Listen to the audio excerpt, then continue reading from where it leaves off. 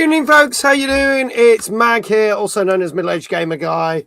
Welcome to another Tuesday night gaming chat where we talk about all the latest gaming news and reviews from the last 7 days or so. And yes, I am back from TwitchCon. I am back from Rotterdam. I'm wearing the official Streamlabs t-shirt. There you go. It's nice to be back. I hope you've all had a good weekend, whatever you may have been doing. Let's see who's here. First one, as always, is Mr. Kindred. Good evening, Kindred. Hope you are well. Chloe, good evening. You've also gifted a Prime sub. Thank you so much for that. It's 3 months. Greatly appreciate it. Thank you. We gave you a shout out while the credits were rolling. Brian, good evening. He's currently playing 007 First Light, which we are going to be talking about on this very show. Flame, good evening. How are you? We are broadcasting live to YouTube and Twitch as I speak, so I hope you are all good. And we're just going to get cracking because we do realise there's a PlayStation State of Play on tonight. I apologise, but, you know, Sony should have spoken to me and worked around our schedule, not the other way around. But there you go. Evening. Feeling flat as I got a puncture. No. Dear, oh dear. Phantom's like, holy shit, I have internet. I mean, miracles do happen. Falco says, am I not playing it, though? What, in terms of 007? I'll tell you a little bit later on, because I was supposed to be playing it last week. It's Sony's fault. It is, Kindred, it is. Dave Housen, good evening. Dave Housen is celebrating for being a moderator. This is a new thing that Twitch have started. For 30 months. He has been my mod for 30 months, and he's not happy about it. Fudge Monkey, thank you for the follow. Greatly appreciate it. He's like, please kill me. Look at Dave's new marker. Yes, he gets a new marker. There you go. These are the new mod markers that I posted in Discord. This is one of the new things I added after TwitchCon EU. You get less for murder than 30 months. There you go. Phantom is over at Beaudesert until Sunday. Bloody hell, how have you got? You're out in the forest. How have you got internet? That's amazing. Retro Shazar, good evening. How are you? Kindred just got a 105 stream streak. God damn. That's an even bigger sentence than the 30 months that Dave's done. Dave is also officially our community member of the month, so I'm going to give him a shout out. We are officially going to give Dave his prize in tomorrow's stream, but you voted for it. He probably won't thank you for it because he's probably angry at everyone. But Dave is our new community member of the month. So there you go. I'm not sure that's how numbers work, Mag. No, it's not. But, you know, let's just roll with it. All must love me. You know. That bit, not necessary. I think we cheated. We should have re-vote. Too late. The vote's closed. You should see my calendar for this month. I bet it's stacked. But it's a good month. Good month to work for. Not certainly a good month for gaming. It's a bit on the thin side for games. Me and Dave were discussing this earlier. And speaking of Dave, I should bring in the co-host who knows the most, who agrees with me that June might not be the most interesting of gaming months. But here he is, Mr. David Jones. Good evening, mate. How you doing? I'm all right. How are you? Not too bad, thank you. Hope everyone in chat's doing all right. Yeah, there you go. I think there's like 2 games I'm excited for this month, and that's it. I was having a look at a list the other day, and I don't think I can really be bothered with any in June. Even I suppose like Star Fox is the bigger one, but I'm not that fussed about that either, to be quite honest. I think I'll probably be jumping back to games I haven't finished yet, like Ken, or I never started off the Pacific Drive DLC, which I mentioned to you earlier. Fair enough. And I've got some of the stuff. So I've got plenty of stuff to play. So it's actually not bad. There's nothing that interesting for me in June. Not bad. There you go, not Dave. Oh, Gozzo says, good evening, Gozzo. Gozzo says, hi, just a quick one. Don't forget the Rayman 30th anniversary is out. Is that out this month, Gozzo? Because if so, then I'd say that's 3 games. Drive Rally comes to consoles next week. So for that, that is in our list of potential games we're going to talk about. Star Fox is one I'm looking out for, but other than that, there's fuck all that interests me this month.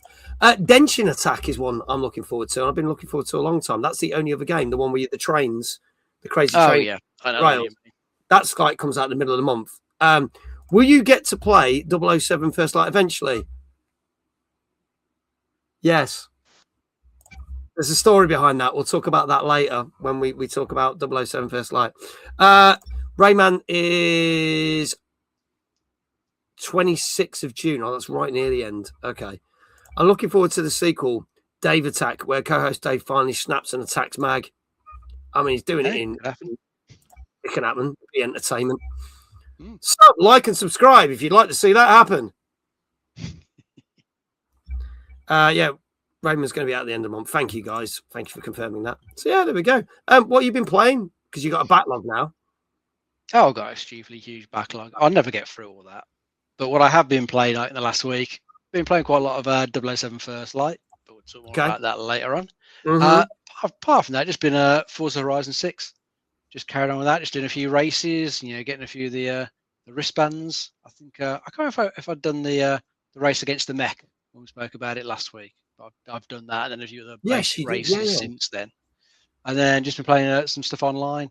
When I was playing with my friend on Sunday, who showed me some of the stuff in the festival playlist, which is the stuff that they put on and change like every few days, every week. If you do like certain events, you'll get a car.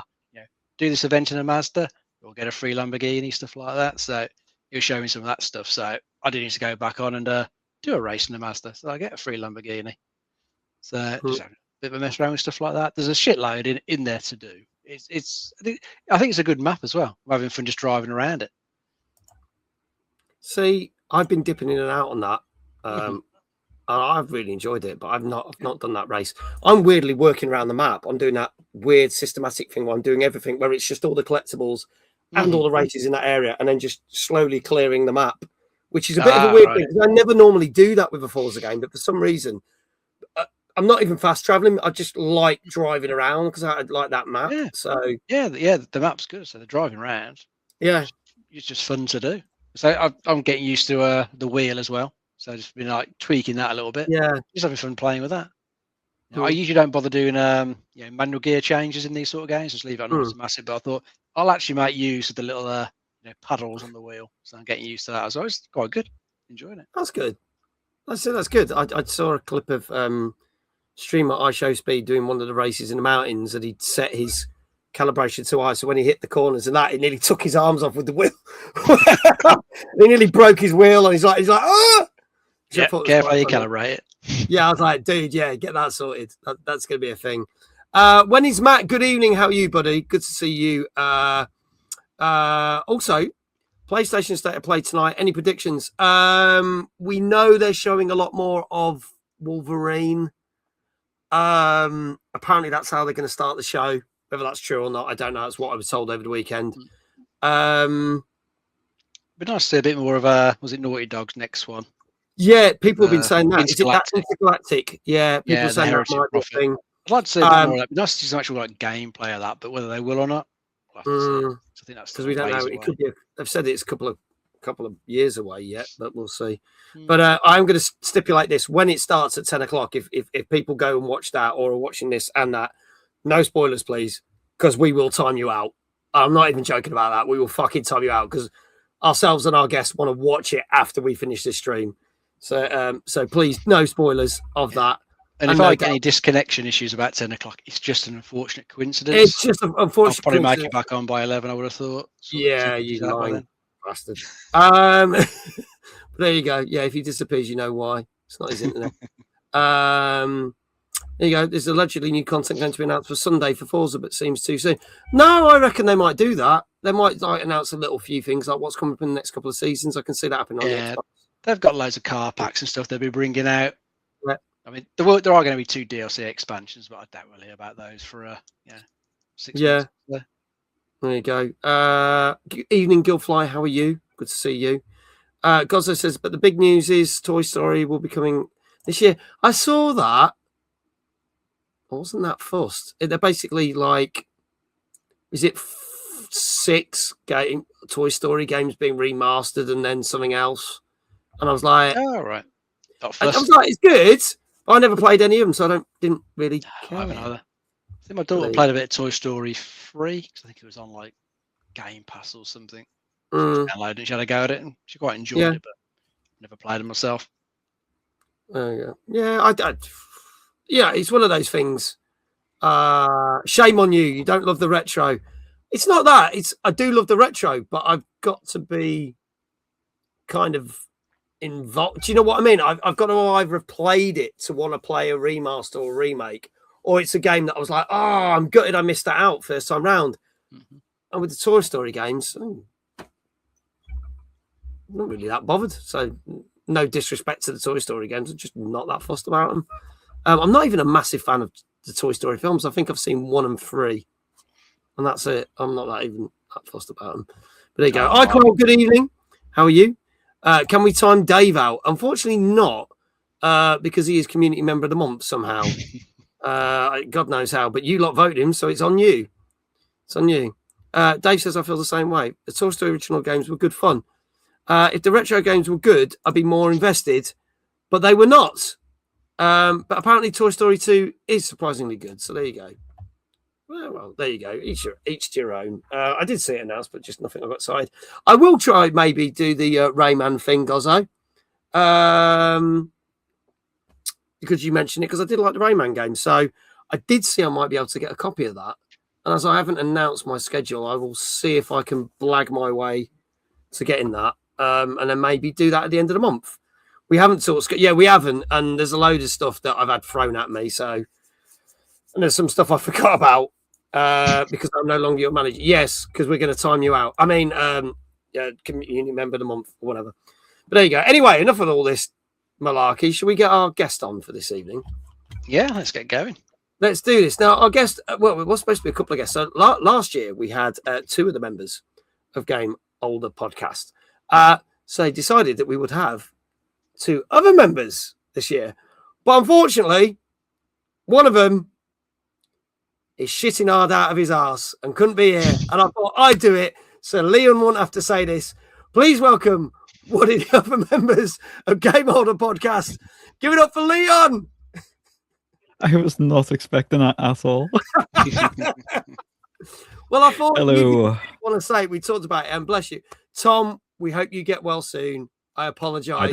I don't, but I hope you do get well soon. But we'll have to get him on the show some other time. It's funny because Tom has been in chat when I've been doing streams. He has popped in a number of times. He's great for that. Yeah, so he's a great guy. But we hope you get well. But yeah, he is shitting through the eye of the needle, as Kindred says. Yes, there you go. Did Magritte just say that? Yes. There you go. I won't be able to look Tom in the face after that. Trots would have been better phrasing. We'll see. But for those who don't know, Leon, welcome to the show. You are one of a number of members of Game Older Podcast. So we're going to get the links dropped in the chat by our wonderful mods just as we get raided. So just give me 1 second. Hold that thought there. Venom X UK, thank you so much for the raid. Odie, welcome on in. Welcome on in. Thank you so much. Can we get a shout out for Venom? Then we will shout out our guests. One thing at a time. Welcome on in. I am Middle-Aged Gamer Guy. This is the co-host that knows the most. This is Dave, and this is our guest tonight. This is Leon from Game Older Podcast. There you go. Hope you're enjoying your World of Warcraft stream, Venom. Yay, welcome, Max. Thank you, Odie. How you doing? If Leon is in the pub, can he get me a slushie? Says Rock Muse. I wish I could get myself one. To Yeah. be honest. I don't think he is. I think he's literally glued to the toilet. I genuinely do that. We both had it, and I just decided I'll set my computer up in the toilet bathroom. There you go. There you go. So ignore any questionable noises. I know. But obviously, Leon is currently live at the Timeless venue. Clearly, like if you couldn't tell, decided just to keep the background from our interview. Nice selection of beers. That's a cocktail bar, actually, isn't it? I've just realised that's a cocktail it is. bar. Yeah. So there you go. Selection of cocktails and slushies available on August the 12th. So thank you again for that raid, Venom X UK. Greatly appreciate it. We have just put the links and we've pinned it to the chat for everyone. If you want to find out everything about Game Older Podcast, you can click that link and follow them on absolutely everything. But for those who don't know about Game Older Podcast, Leon, give us a shout about what it's all about, please. Well, it's just 5 people depending on who's free at the time, every fortnight, chatting absolute ham about games, and for some reason people want to listen. So, but we do usually do topics like the best our favorite open world, favorite indie games of the year, games we're looking forward to. We talk about the news. We take listeners' comments and comments from our Discord, and usually we end up having tangents about food because there's particular members who love to hear about what we eat. I don't know what that's about, but they like to hear. So. I've just noticed the way that Dave has pinned the message. It says, because it says the original thing, my guests tonight are Tom and Leon from the Game Old podcast. Oh, wait, Tom is shitting himself. It's just Leon then. Thank you, Dave, for posting that onto the top of the chat, which will stay there for the next 2 hours. So that's fantastic. There you go. But yeah, we very kindly, you very kindly had me on your show a couple of weeks ago on the podcast for the second time. Obviously, we're promoting Timeless, which we'll talk about later. But yeah, talk us about through some of the guests that you've had over this year since I was last on. Since this is the last on, it's just basically been us because we've all been busy work. Obviously, we all work full-time jobs and stuff like that. And you've been the only guest this year, but we've had people like So we've had people like Sandy Bry and stuff who, if you know, too old for gaming, he makes a lot of retro PlayStation magazines and stuff like that, and he is a prolifer of knowledge, especially on the Vita, PlayStation Vita. He's like Vita till I die sort of guy, which we had a quiz actually on that show, and I lost, which is embarrassing because it's the company I work for. So I was just like, oh no. He recognizes the background, but we've not had that many. We're aiming to get more on when we can get a free time, because Heather, as you know, lovely Heather has been so busy. Yeah, she's absolutely chocker, isn't she? So yeah, she has to. She's been traveling all over country. Stu's currently in Ireland for his job. Yeah. Tom's on the toilet. Tom, and obviously, I'm the way my schedule works up. It's quite hard. 4 days in, 4 days off, but we're hoping to get more on. And but I'm always I always look forward to interviewing you because I interviewed you twice, and both times you're like the easiest guest to interview ever. Thank you. To be honest, out of everyone I've done. I appreciate that. It's because I just chat shit for hours. That's probably why. And that's my type of guy. So. But I was going to say, flipping out when I was like, bloody hell, I was like, I'm honoured that I've made it on to be a guest for the second time, so I greatly appreciate it. It's a pleasure. It's a pleasure for you, and thank you for having me also on here. No, not at all. First time I've been on a live stream before, so yeah, there you go. It's not that daunting. It's fine. We just get abused by Dave Johnson in the chat. But there you go.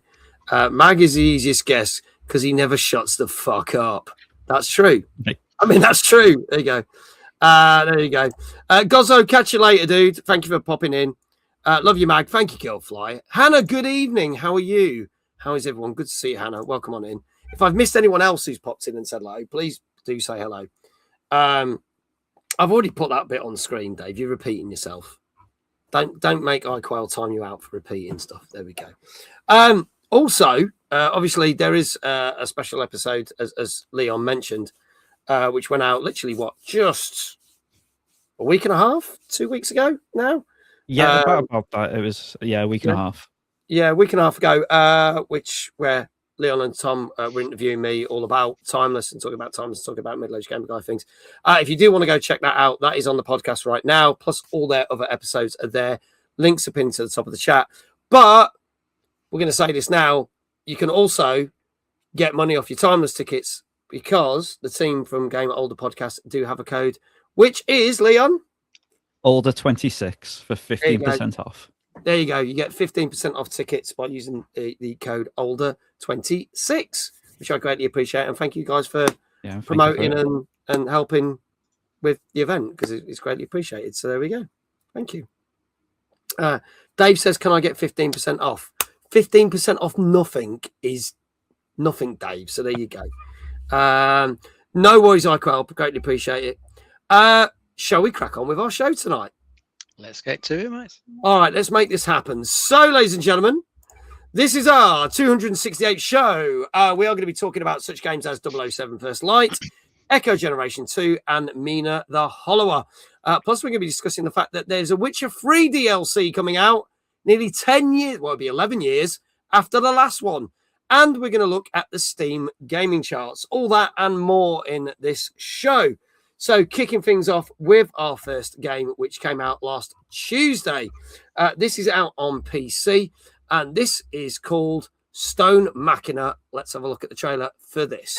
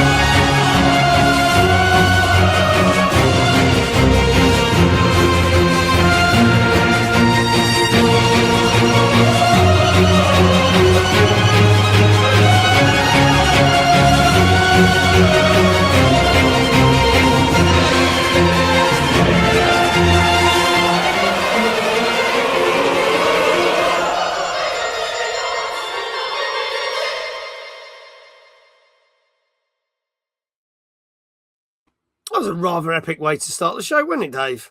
Certainly was. Nice was epic good. music, get you in the mood. Oh, no, there you go. Dave saying the music is going to be what I associate Chloe with, dramatic and evil. There you go. So this game, thank you, Kindred. Stone Machina is £16.75, but you can currently get it for £15.7 on Steam right now. So go check it out. It's like 90s role-playing games on steroids, says Valco. Dave, this to me almost feels like you've got chess pieces in a Souls-like world. Am I correct? You would be indeed, mate. That is exactly what you got here. You're playing a little pawn called Zafiro. And I think he has the ability to transform into other chess pieces, which you're probably going to unlock as you're playing for the game. So, the different pieces have different abilities and powers and stuff like that. I think they're sort of based on the design of the world on like Italian art and folklore, from what I was reading earlier. And considering it's like an indie game I haven't even heard of, from what I've seen in that trailer and the video I watched earlier, the actual world design looks pretty decent. It's really impressive. Sort of thing I'd probably expect from from software, all this massive dark fantasy world, all these interesting environments to go through. Looks pretty decent actually. But yeah, it's a Souls-like. So if you don't like those, probably not going to win you over with this one. Yeah.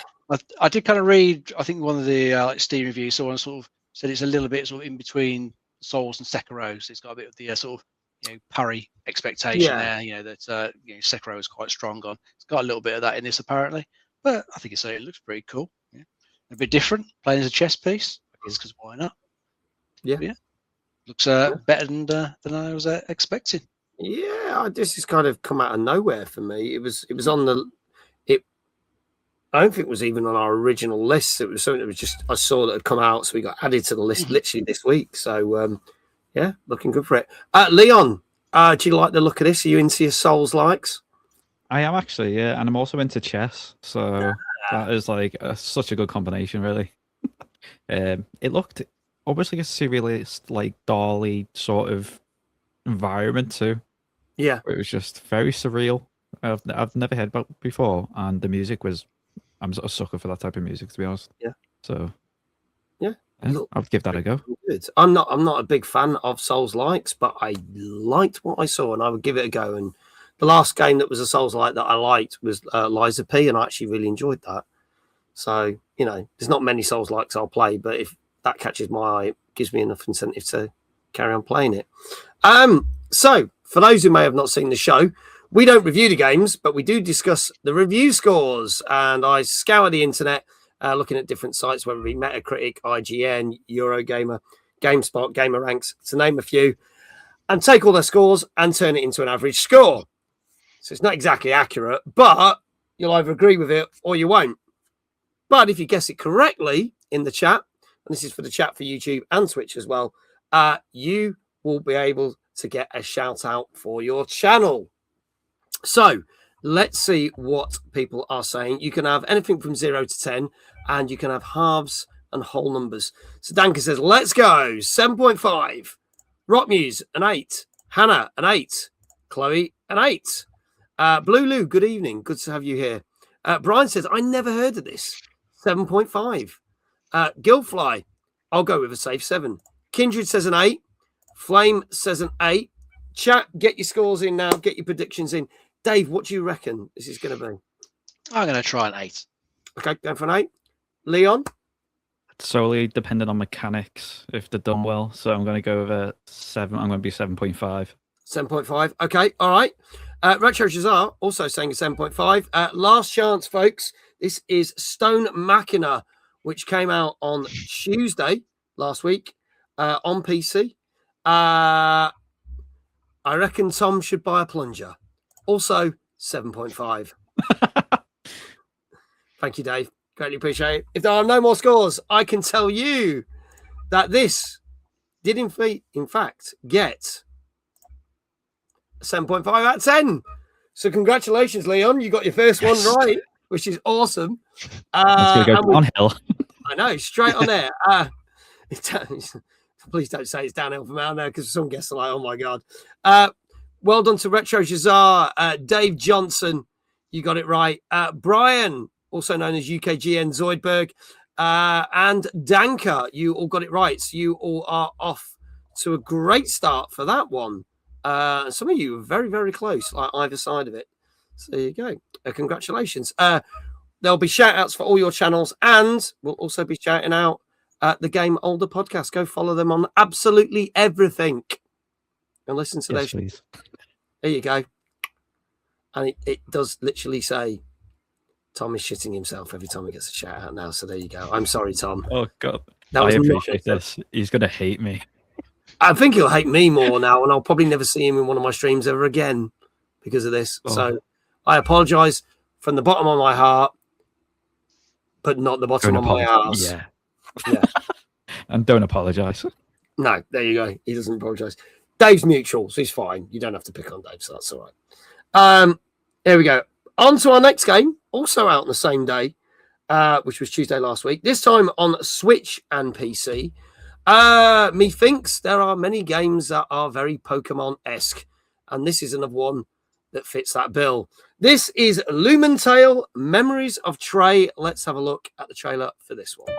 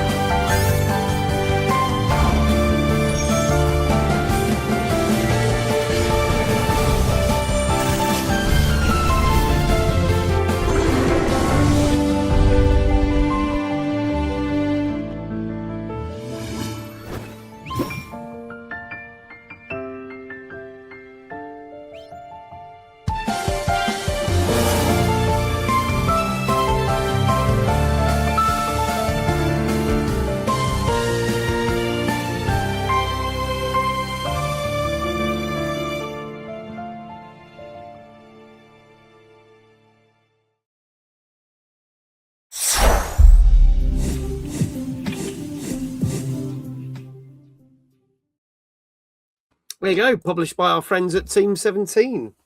This one, and I'm like, yeah, it's just Pokemon, isn't it? But there are some people in chat who are like, wow, what a rip-off, and some people going, no, I like the look of this, because if you like Pokemon, you're probably going to love this. Rock News saying, my friend was playing this tonight. It is definitely Pokemon / Power World, and some of the sound effects reminded me of Zelda. So Dave, tell us a little bit more about this, because it does feel like it's a little bit of a cash grab on this one. Yeah, well, it's just the monster collection RPG, probably just with names and character designs just legally distinct enough. That's Nintendo, the Pokemon company. The magical creatures in this are called Animon. Pikachu. Just slightly different, yeah.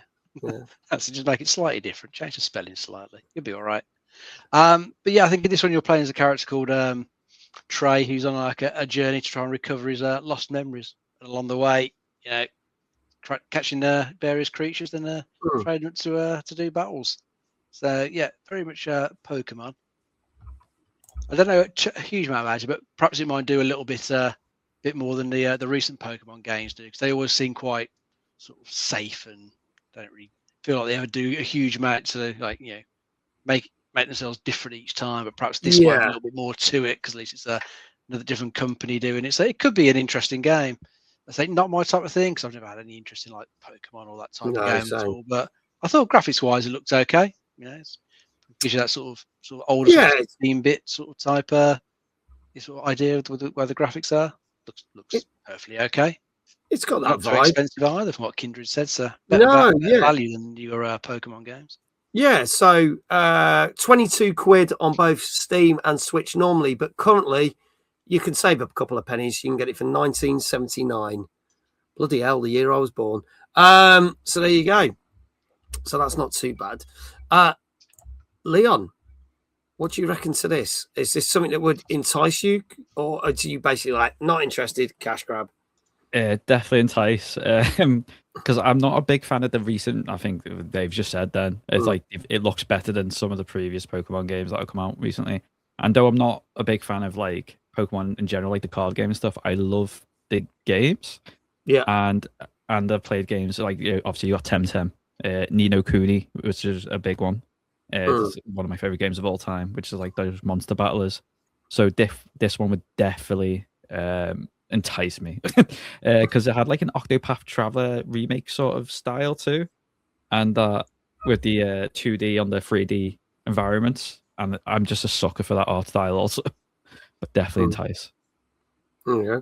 Apparently it's different because you start with 5 instead of 3 compared to usual things. And Dank says no official average time listed currently, but some Steam reviews said they've played this and clocked it in an over a 50-hour game. My backlog's getting longer. Yeah, you get value for money if it's like 19 quid, 22 quid. That's not bad. You get a 50-hour game out of that. Can't complain about that. Not gonna lie.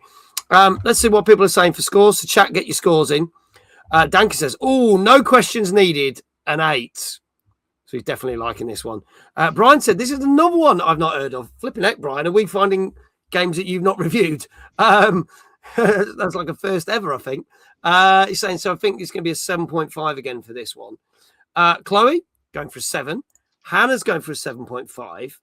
How much are Pokemon games in general? Says Rock News. 60-70 pounds, aren't they? Yeah. Full price releases. Yeah. So this is a bargain when you compare it to that. So definitely. Yeah. Retros are saying an 8. Rock News saying a 7. Dave saying a 7.5. Flame saying an 8. Kindred saying an 8. Apparently Leon was born when Mag was 20. God. I didn't actually know your age. I am 46. Oh, I'm 32. There you go. So I'm 33 in August. Dave's wrong. So there you go. Gilfly saying an 8. Chloe's switching to a 7.5. Gilfly says, I'm 21. See? He's a young one. I'm never wrong, apart from when you were just wrong. And Dave talks out of his arse. Then what Tom's doing. Yeah, there you go. We're never going to drop this now. There you go. Apparently next year, the next Pokemon game is going to be like 80 quid. That's mental. So yeah. Yeah, I wouldn't be surprised. Yeah. Mario Kart World. Yeah. Oh God. Yeah. Leon, what do you reckon this got? I'll start with you on this one. I trust Team 17 to actually pick good titles. I've always interested in the game they publish or help develop. So I'm going to go with 8. I think it'll be a solid 8. Yeah, going for a solid 8. All right. Dave, what say you? I was thinking 8 as well. Oh, okay, cool. All right. Folks, this is your last chance. This is Lumentale, Memories of Trey, which came out on Switch and PC and is just over 19 quid at the moment. Came out last Tuesday. If there are no more guesses in the chat, while Gilfly is shushing Kindred, I can tell you that this got an 8 out of 10 on average. So congratulations, Dave. Leon, your second one right. If you carry this up, you might be keep it up. doing. But I guess last week started slowly and then he got 3 right. So, you know, we've not had a guess that's got quite a lot of right. So you've got 6 more to go. You're doing good already. You're doing good. No promises. Okay. All right. We'll see what happens. Go follow Game Older Podcast right now. All the links for everything are there. You have no reasons not to listen or watch to their wonderful podcast. Go click that link or click the little link that is pinned to the top of the chat. Also, want to say congratulations. Team 17 games do very well. They do. I had an email off one of the team members today about a game that was announced on last night's horror game showcase. Might be doing something with that later in the year when it comes out, so I'm looking forward to that. Maybe Tom having the shits is Leon's superpower for guessing scores. That could be. Maybe it is, so I'll have to thank him. I have to thank him for it. Let's see who else got this right. Gilfly, you get a shout out. Congratulations. Kindred, well done. Flame, well done. Retro Shazar, well done. And I believe Danka is now 2 for 2. So I think Danka is in the lead.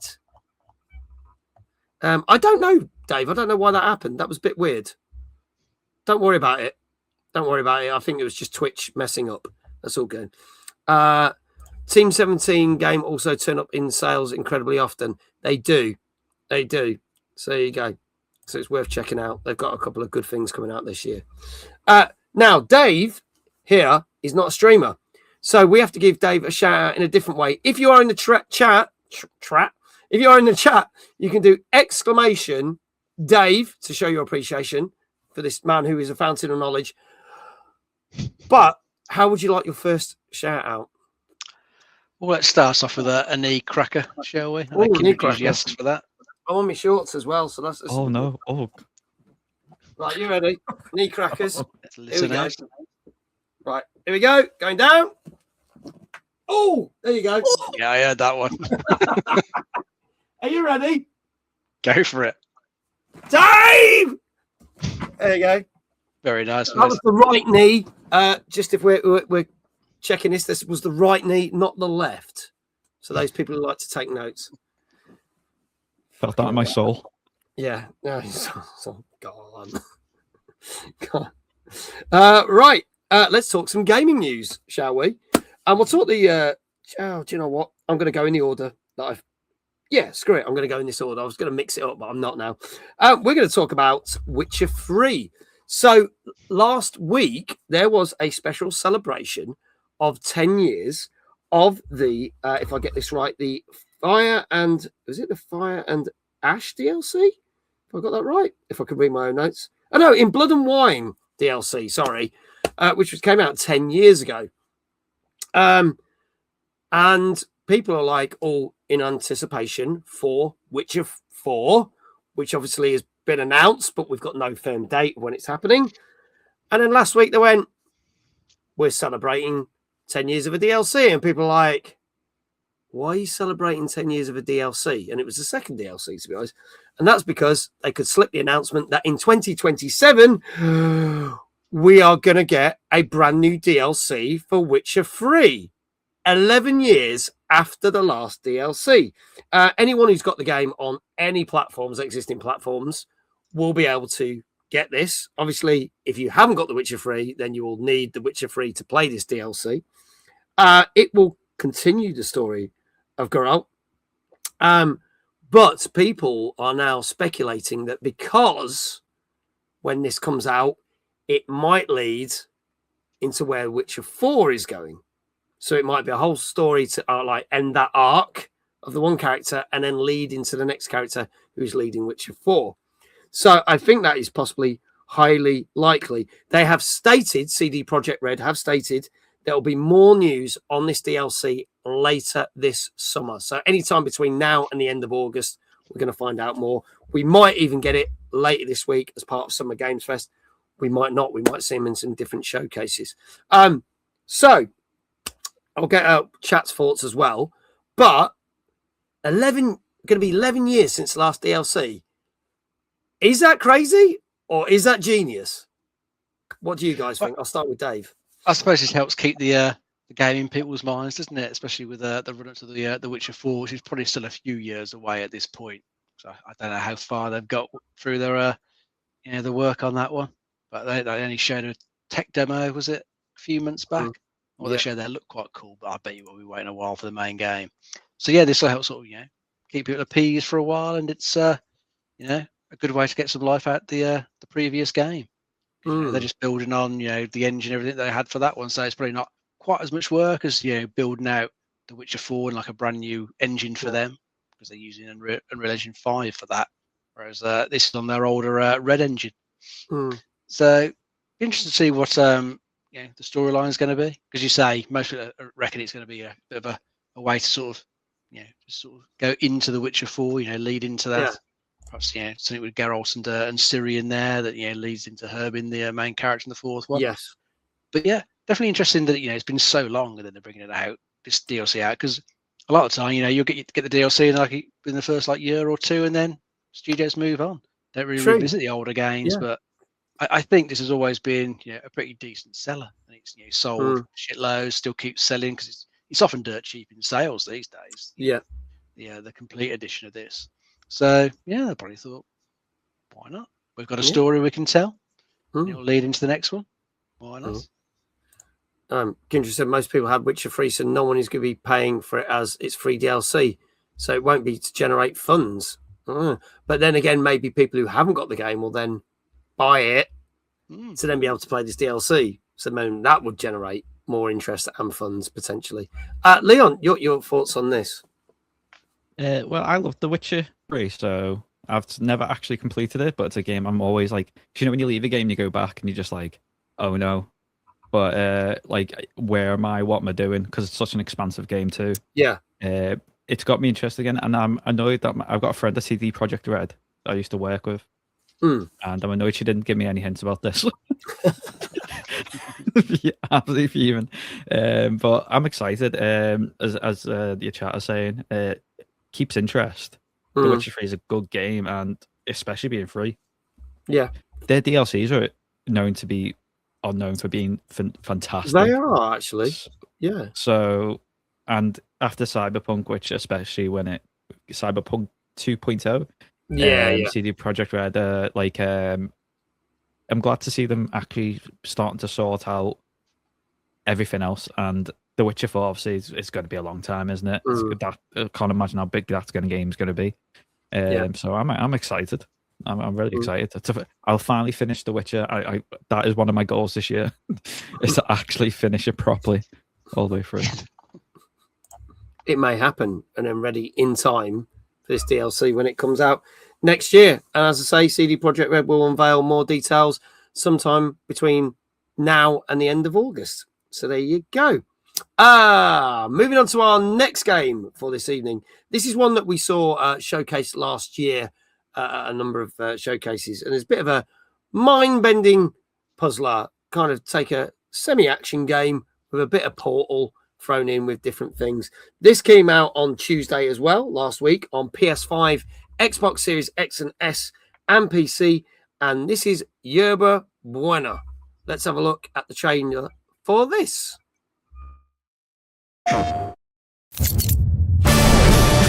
That crazy biker guy, he's taking Russell hostage.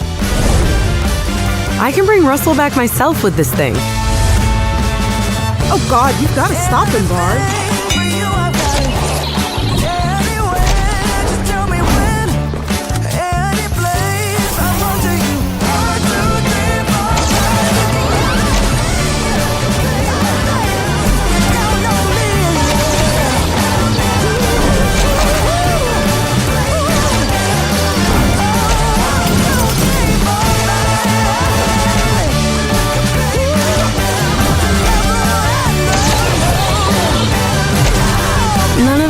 actually real. Hang tight, Russ! You have to stop him.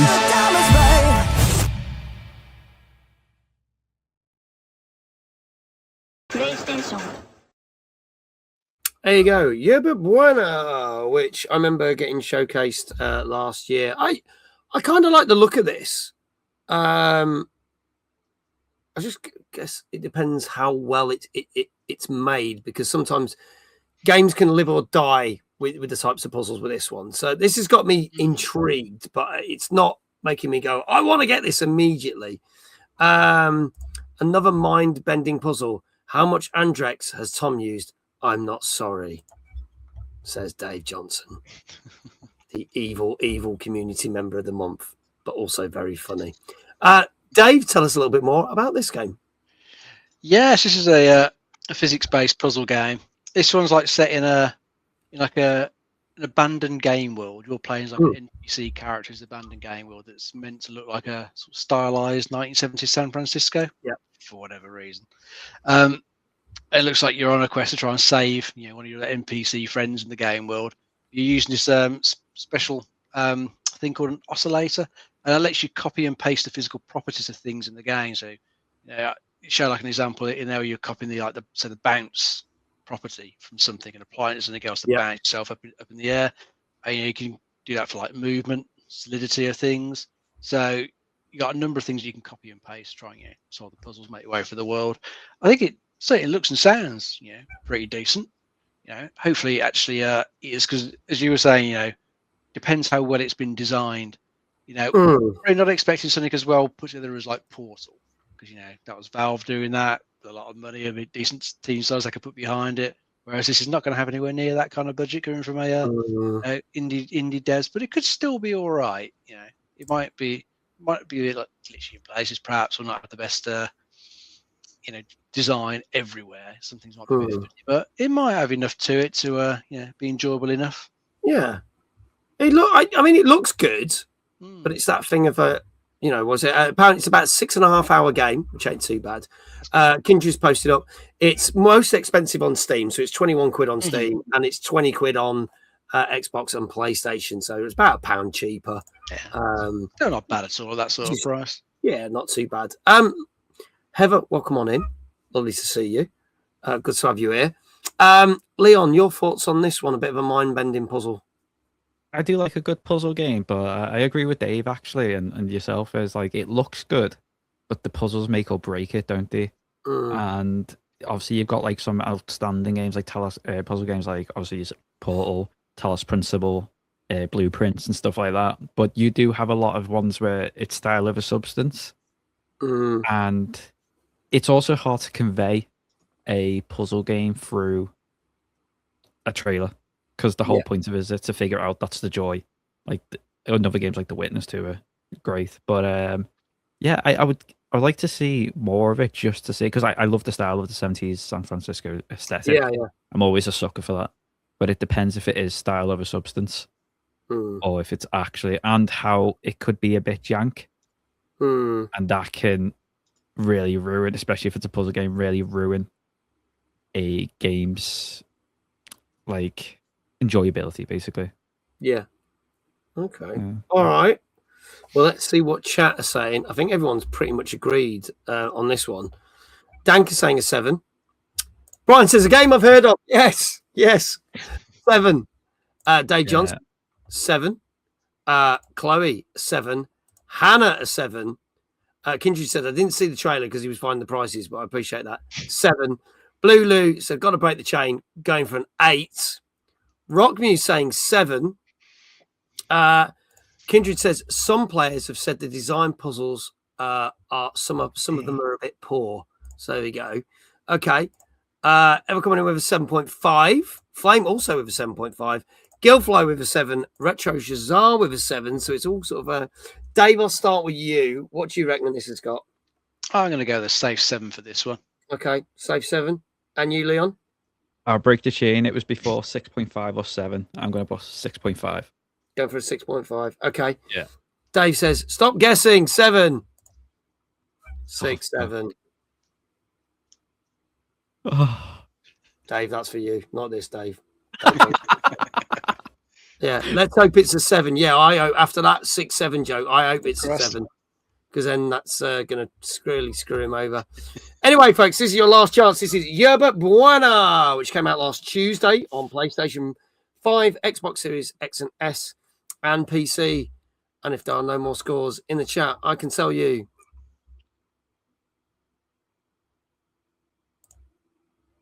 Hey, It's done wrong. It was a 7. that'll please him. I'll please him. And Dave's now, I regret nothing. Fuck. I regret the 7. There you go. So there you go. Dave, I'll give you a shout out in a second. Mm-hmm. So Dave, you are now also 2 for 3, same as Leon. But congratulations. Chloe's also 2 for 3. Hannah's now got her first one right. Awesome. Congratulations, Hannah. But Retro Jazar, well done. Gilfly, well done. Rock News, well done. Hannah, well done. Chloe, Mr. Dave Housand, Danker, all got 7. I think Danker is in the lead tonight. He is 3 for 3. Nice. See if I can trip him up or not. Some weeks I trip him up, some weeks I don't. We'll have to see. I'm confident I'm going to trip him up somewhere. There you go. Kindred is also 2 for 3. Well done. That's not bad going at all. Dave Johnson, I'm going to do your shout out for you now because I know iQuell's having his dinner. But there you go. Oh, bloody hell, it didn't do it. I'll wait a second. Hang on. Yeah, there you go. It works. There you go. Mr. Dave Jones, your second one. How would you like your second shout out? You can do some spinning on your chair. Spinning on a chair. Why I am spinning round, right round, like a record, baby. Round, round, baby. Right round, baby. Round, round. You can put exclamation Dave in chat. Because here we go. Dave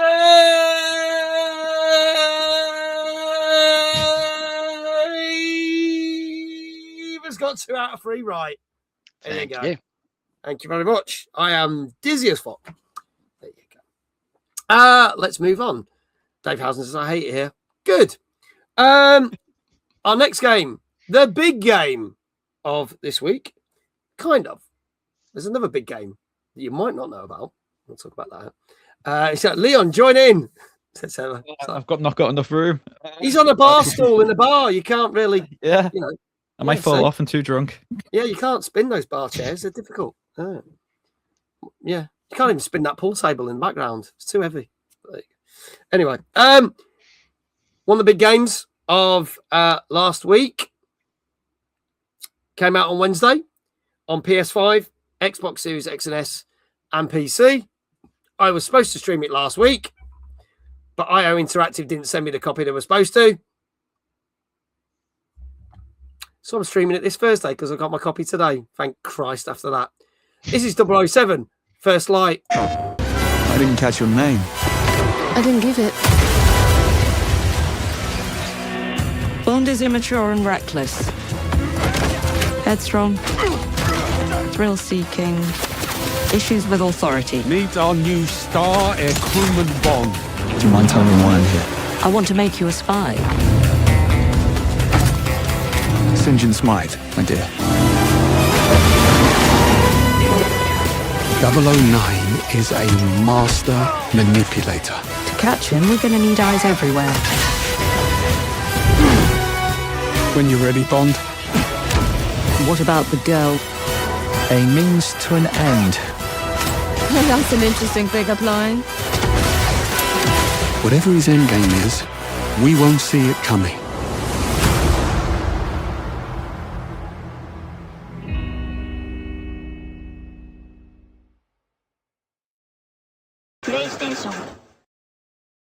So you may remember when we did our New Year's specials where me and Dave go through games that are due to come out this year. This was number 1 in the top 50 games to look out for 2026.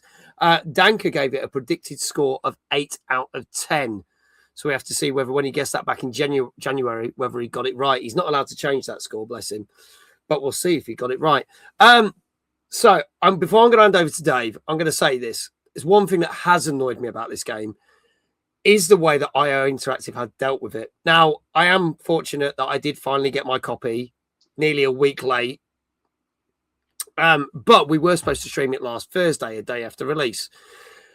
But a lot of people have complained that they were told they were due to get a copy and it hasn't been dealt with. And I know that's not just through IO themselves, but also through other press outlets such as Press Engine and stuff.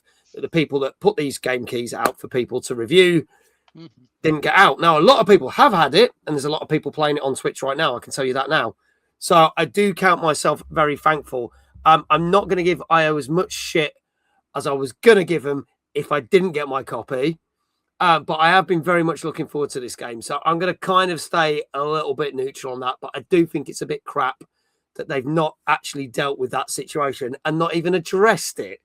And the game's been out nearly a week. There's a lot of unhappy people that are just sitting there, who've been told they're getting a copy, and nothing's been done about it. So we'll see. Anyway, that aside, Dave, tell us all about the game. Yes, this is kind of a bit of a mix of Hitman and Uncharted that they've got no bond for, just to make it into 007. This is like an origin story for Bond as well. You're playing him when he's still part of the I think the air service, and after like a first mission, he then gets invited to join the 00 program that's getting reborn as MI6. And so you're initially sort of following him through some of like his initial training before he gets out on his first couple of assignments, and then as it's James Bond, there's big conspiracies coming up. Rogue 00 agent seems to reappear. Ship blows up. Car chases are involved. Pretty girls are in there as well. It's got all the sort of stuff you'd expect, from like Bond. Everything you can expect from the films. All that is in there. And I think they've done quite a good job with the character of Bond that they've come up with in the game. He's got that sort of cocksure attitude to him. He's quippy, flirty, all that sort of stuff. And so far the mechanics I think are pretty decent. The combat, hand-to-hand combat, can be a little bit quirky at times, but for the most part, I sort of get into the flow of it, and it does feel quite scrappy. An enemy might grab you, throw you over like a table, but you'll get back up, grab something next to you, throw it at them to stun them before you knock them out. And the shooting seems pretty good as well. A lot of the times, you might not even have a weapon. You've got to sneak around, take an enemy out, get their gun, and then, once someone shoots at you, your license to kill goes active, and you can start, shooting back, and all that does feel pretty good.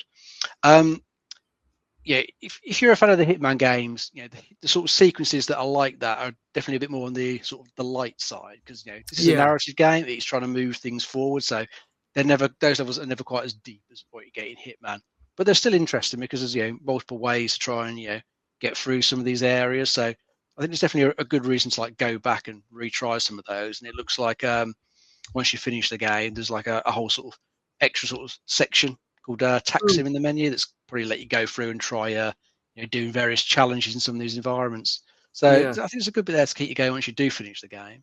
But so far, I think they've done a good job. I'm enjoying the story. I think I'm about halfway or getting halfway through. Okay. And really enjoying it so far. They've definitely done a good job with this. Best Bond game in a hell of a long time. Yeah, there's been some really good Bond games. There's been some awful Bond games. It is currently, thank you, Kindred, 60 quid on PC, Xbox, and PlayStation, and it will be coming to Switch 2 at some point at a later date in the future, they have announced. So there you go. Leon, your thoughts on this? You a big Bond fan? I'm a big IO fan too. So the Hitman series they do is probably arguably the best Hitman it's just unbelievable. This was on my top games for excited over GTA over anything basically, because it's IO Bond. What can you ask for? There's a lot of creativity that can go into this. But honestly, if I didn't have a backlog, it's such a vast backlog now. I'd definitely be playing this right now. But unfortunately, I have to wait a little bit. But I'm so excited. Like I'm not too bad because a lot of the IO games is basically just pure gameplay. Yes, I was excited when IO got this because it was something a little bit different, but still, their roots are still there. You can see it. There's clearly the Hitman kind of things going on in there, definitely, and especially with the extra stuff that opens up. Oh after the game. That's so it's 100% it would be like Hitman for me would be a 10 in general. So, but not all games like that. So I might be biased, and when I get time to rate it. Okay. All right. Well, let's see what chat are saying. Chat, get your scores in. If you just joined us, as well. Please guess scores that reviewers may have given. If you get it right, you will get a shout out in the chat. Danka said it was number 1 in our top 50 at the start of the year. He predicted an 8 back in January. So let's see if he's going to be right with that. Chloe says, I'm going to give this an 8.5. Brian says, it's a 9 from me so far. I'm about 8 hours in, but I'll guess an 8 thanks to PC Gamer. So PC Gamer gave it an 8. Hannah, 8.5. Dave says, I give Leon a 10 out of 10 for putting up with Mag. There you go. He's not so bad. Best award of the night. I'm really enjoying this. 8.5 out of 10 from iQuail. Lulu says, I've heard it contains American English phrases. I read they replaced parking lot with car park in a patch. So they deserve a minor boost for that. 9 out of 10. There you go. Should be a 10 now. Yeah. What else we got? I give OG Dave 15 out of 10, but not one right murdering Mag by now. No. What else we got? Rock Muse, I thought I'd be more drawn into this, but I'm afraid it's not been keeping my attention on streams much. So that's interesting. So Rock Muse is not really loving it. Brian says Hitman is officially my most played game on Xbox. I actually love the Bond films. Just this game isn't that exciting to me. Interesting. Okay. Gilfly, 9. Retro Shazar, 5. Wow. Oops, I mean 8. Oh, okay. I was like, bloody hell, okay. Kindred, 8.5. Flame, 8. All right. Leon, I'll start with you. What do you reckon this got? So I was mixed between 8.5 or 9. I'm going to go 9. I'm going to go on the higher end because I am a bit biased. Okay. Going for a 9. Okay, going for a 9 from Leon. Dave, what say you? I'm going to try 8.5. 8.5. Okay. Rock News says, I imagine it will still be high scoring, though. So she's going for an 8. Any more, folks? This is 007 First Light, which came out on last Wednesday on PS5, Xbox Series X, and PC. iQual asked the question, says, aren't you an IO creator? The answer is yes. Hence why I was having a bit of a moan about the fact that I got the game a week later, when I got an email saying you'll be getting the game on Wednesday. And this is what a lot of people have been annoyed about. Press people and people who have done a lot of work to promote the game as well. So that's been a bit of a sore subject. But there will be drops for the game when we stream it on Thursday. We'll be streaming it at 8:30 on this very channel and TikTok. So if you haven't already got the drops, come along and watch. You'll get some free stuff for the game. If there are no more guesses, I can tell you that this got, on average,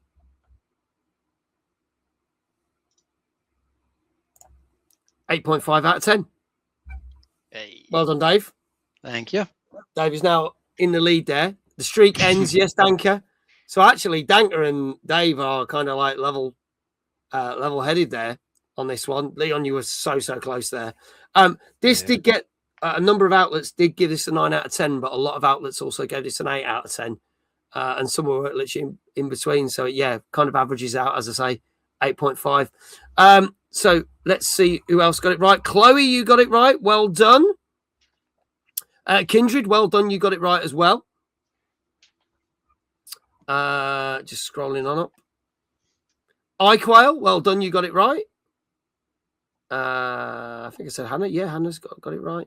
There you go. If I've missed anyone, my apologies, but I think that's everyone that said that. So Chloe's now 3 for 4. So with Dave and Kindred, Hannah is 2 for 4. Retro meant 8.5, I'm sure. Maybe it was saying the 5 and the 8. Maybe, but we can't prove it. But there you go. So there you go. Dave, how would you like your third shout out of the evening? I think it'll have to be your walk on from the side, and we'll use the Bob Ross version of you this week. Use the Bob Ross version, yeah. Let's do Bob Ross. Let's go. Right, off we go. Right, see you in a minute. You ready? I'm on the edge of my seat, mate. I'm not, because I'm standing up. Dave! Very nice. Very nice. Thank you, Bob. Greatly appreciate that there. I love Dave's sarcasm. We all do. That's why he's the best co-host ever in the world. There you go. Congratulations, Dave. Exclamation Dave in chat. Show your appreciation for that very sarcasm. Let's move on to our next news story. Over the weekend, some of you are going to be excited for this. Some of you not going to give a rat's ass. But a new Call of Duty was announced. Ooh. Yeah. Modern Warfare 4 is what we're going to call it. Modern Warfare 4 is the brand new Call of Duty. So nothing really new there. We got Black Ops 7 last year, and the year before that was Black Ops 6. Which number are we on now? I don't know. We've lost count. But there are some significant changes because it will be coming out in October. We've seen the trailer. It will be coming to PlayStation 5, Xbox Series S, and for the first time, Switch 2, as iQual has just said. But there's a caveat with this one, because it means it is going to be the first Call of Duty that will not be on old gen. So if you're on Xbox One or PS4, you will not be able to play this. And what makes things worse is, back in 2020, we got the free Call of Duty, Warzone. Also not going to be on Game Pass. As far as I know, yeah, didn't they backtracked on it to this one? Or was this the last one that was going to be on Game Pass? I wasn't quite sure, but This one won't be on Game Pass. Right, okay. It will appear a year later. That's what they said later. they were going to do. That's it. So It will appear. anything prior to this that was on Game Pass stays on Game Pass. Right. Well, I can safely say this now. Unless I get a free copy, I won't be streaming this year, especially after how shit Black Ops 7 was. But there is a caveat. Warzone that came out in 2020. You can currently play still on PS4 and Xbox One. As of June the 4th, you will not be able to get Warzone, the free-to-play game, on PS4 or Xbox One unless you've already got it. So if you've never played it, you've literally got like 2 days to get it. You will then be able to continue to play it, but they will stop doing basically support for it. And as of June the 25th, they closed the store down. So if you want to get any items, you may be able to get discounted items. There's some free items that are going to be there as well. But basically, it means that Warzone will then just stop being supported, because then they will be integrating it with the new COD like they did with Black Ops 7, and there'll be new additions and things, and it will be next gen only. I'll be honest, I haven't watched the trailer. Wasn't that fussed. I know the trailer was out came out while I was at TwitchCon. A couple of people did say they were excited for it and said it does look good. But that's the problem. A lot of these trailers do look good for COD, and then the game's a massive letdown. So,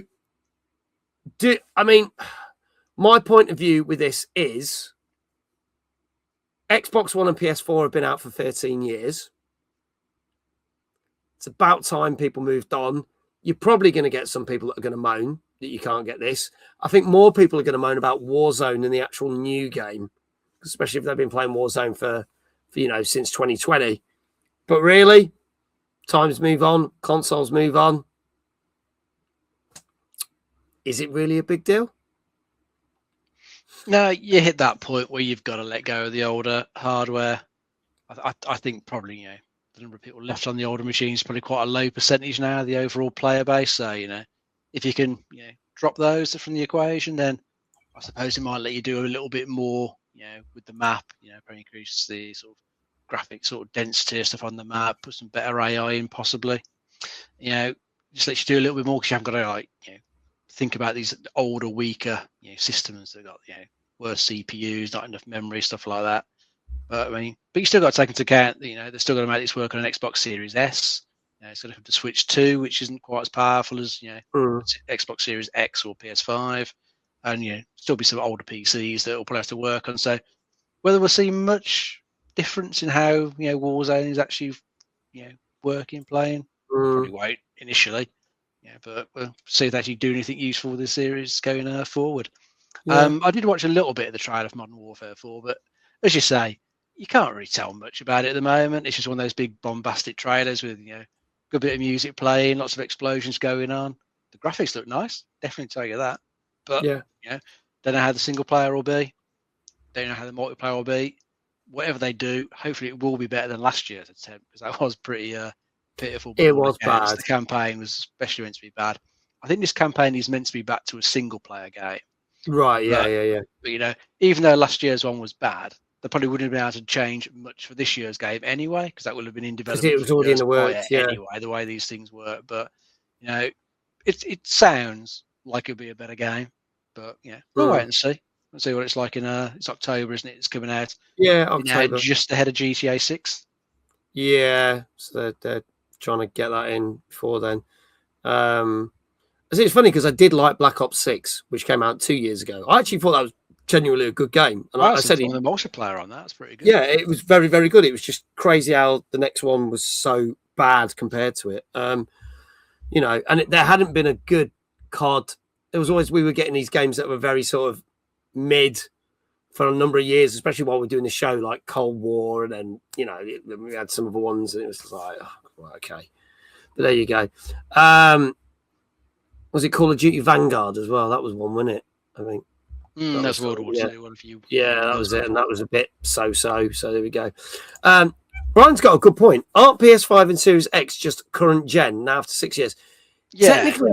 Technically, yes, but until they actually unveil the next consoles, they're still technically new gen in that way. But there you go. Sod those games. Give me Halo.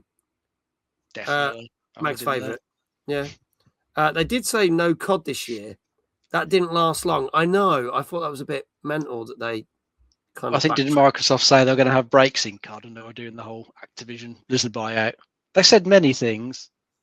It's not happened. Probably all been proven false now, haven't they? Yeah, it's all changed. But there you go. We'll see. See what they probably talk about it on Sunday's showcase as part of Summer Games Fest.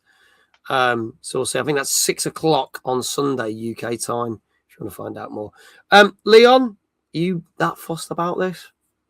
No, I haven't liked COD for a long time now. But it's one of them where like the passion for it is gone because their passion seems to have gone and dwindled for it. And I remember back when I was playing on PS3 with Modern Warfare 1, it was I loved it. Like I spent countless hours on that, and games like Halo 2. It's also one of my favorites. When Bungie were doing it, not so much 343. But it is a shame. But I think they see PS5 sold really well. I think that's approaching 80-90 million consoles. The Xbox Series not so well, but I don't think you'd really. The last year's done so bad that if they even show some hints of revival, I think it won't do. It'd do similar or even a little bit better because people might finally, more casual gamers might move now to PS5. If they only had it for Call of Duty, which a lot of gamers do, as we see by the sales numbers, and I can see them maybe making the jump, and it's about time we kind of forget Xbox One and PS4 because it's if you ever go back to it after going from PS5, Xbox Series X, you can feel the difference. It's a weird feeling as well. It is. I played a game on an Xbox One a while back and I was like, on an old hard drive, no SSDs in there. Yeah, it's weird. Very strange. Oh, we no doubt will be talking about the new COD as and when they announce stuff. Because it's always big news for things. Because despite whether we love it or hate it on this show, there's a lot of people who love it. And it still sells very well to this day. So we'll talk more about it in future shows. Let's move on to our next couple of games. A game that we talked about a couple of years ago now gets a sequel. This came out on Wednesday as well on Xbox Series X and S and PC. And I believe is on Game Pass as well. This is Echo Generation 2. I thought I was done saving the world. Turns out, the universe disagreed.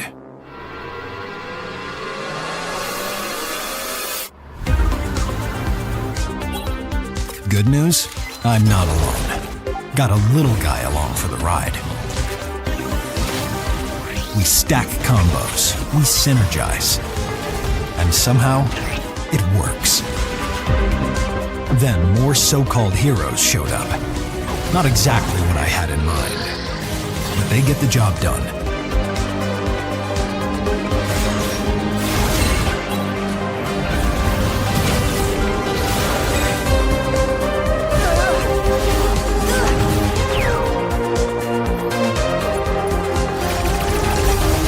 So, when reality is fracturing and the universe is ending, I say, we end it first.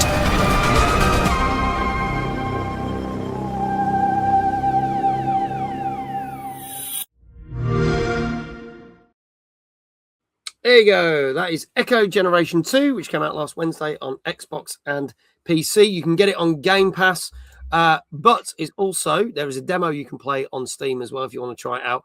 Normally £22.49 on Steam, and it's also £22.49 on Xbox, but you can get it a little bit cheaper on PC for £20.24. So all they've done is move some of the numbers around there. There you go. Thank you, Kindred. So Dave, tell us a little bit more about this one, because I think that the first game reviewed quite well. It wasn't a massive hit, but it reviewed quite well when we had it on the show a few years back.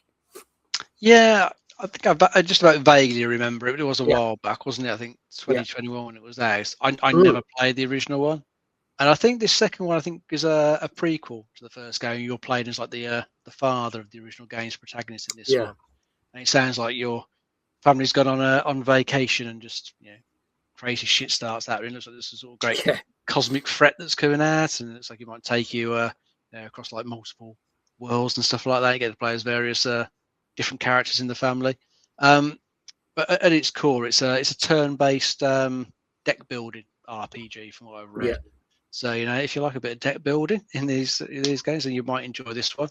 I quite like the look of the graphics in it. I think they look quite cool. Sort of got a bit of pixel art to them. I think it looks quite interesting. Don't think I'll ever get around to actually playing this one. So I completely missed the first one. Too much other stuff to play through, but it doesn't look like a bad game. It's Game Pass, so at least you can go and try it if you're interested. Yeah, it looks all right. I know a lot of people love the first one. I like the graphic style in this as well, but again, probably not something I'm going to play. Brian says the first game was good, but the second one isn't. Changing to card-based battles was a bad idea. Cashing in on a genre that is popular right now, clearly. Leon, your thoughts on this one?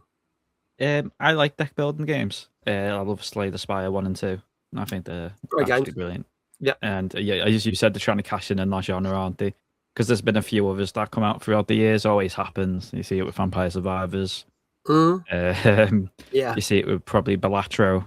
It's probably got a few, but roguelike battlers, like card battlers, are becoming pretty drastic. I like the, as you said, the graphic style and the music of the 80s sci-fi sort of coolness, but there's a little bit of punching, a bit of a punch missing. I don't know how to explain. There's not enough, as they call it, juice in it. There's no, it just seems, compared to other deck builders from just watching the trailer, it just seems it's lacking something that would tip it to a high score that I'm going to give it later. Okay. All right. Well, let's see what the chat is saying score-wise. Danka reckons it's going to be a safe 7. Chloe says a 6.5.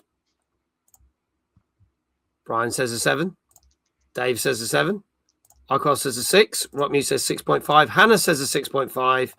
Kindred saying a 7.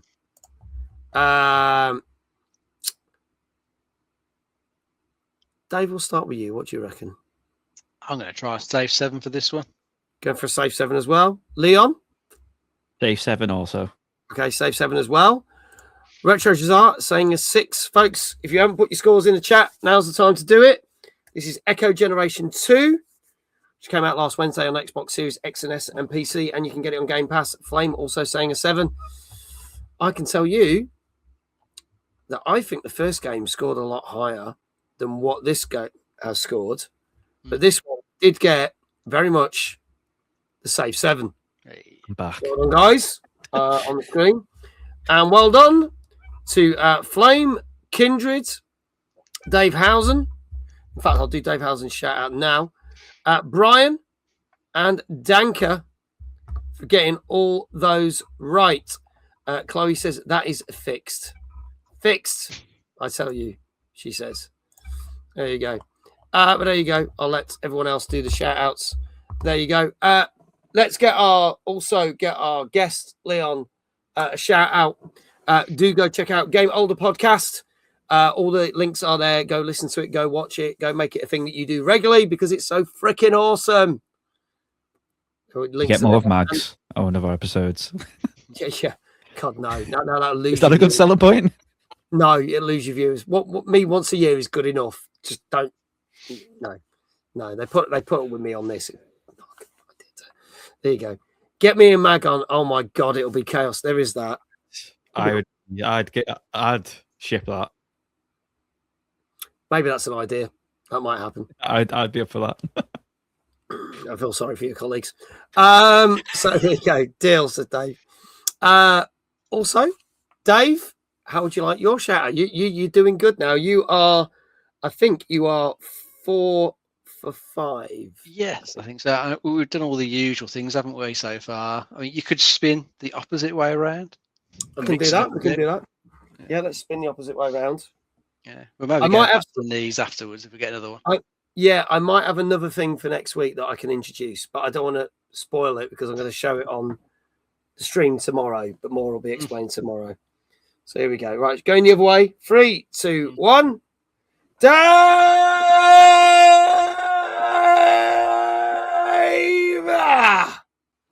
There you go. Good spinning. Way.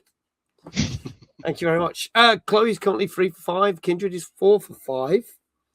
I think you might be in the lead, Dave, actually, now. Oh, nice. I think I might be right. You might be, 4 for 5. Is Kindred 4 for 5? Like Kindred's the same.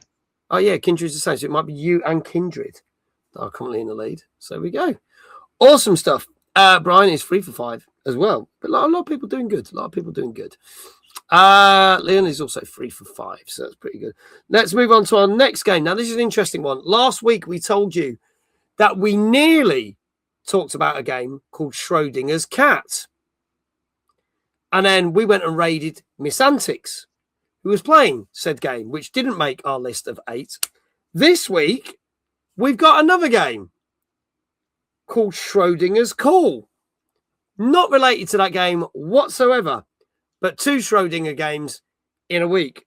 What are the chances? This came out last Thursday on PC and Switch. Let's have a look at trailer for this one, which is Call, Not Cats. Do you understand why? You must become the world's last conversation partner.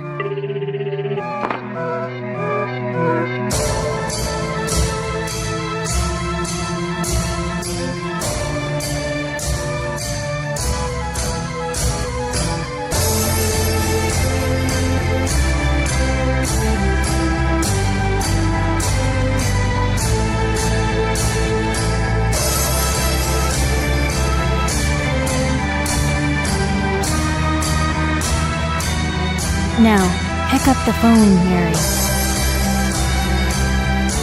Let's make the calls to save their souls.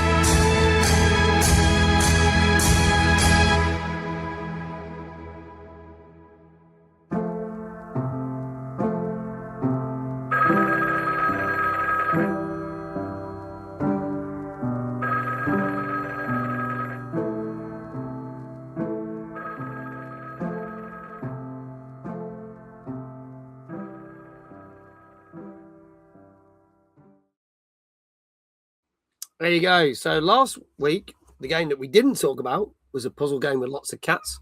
This time it's more of a narrative adventure, isn't it, Dave? Yeah, this is a visual novel by the look of it.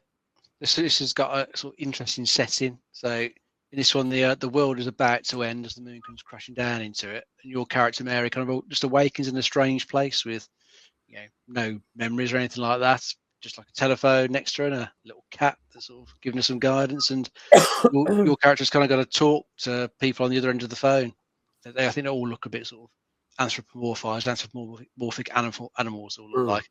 You just kind of got to, I think, talk to them, help them like resolve their regrets, and and find some peace before the world is actually ending. Yeah. So looks like an interesting art style to it. Doesn't look too bad. I can't say I'm massively into like visual novels myself. No, I'm not. Interesting premise to it.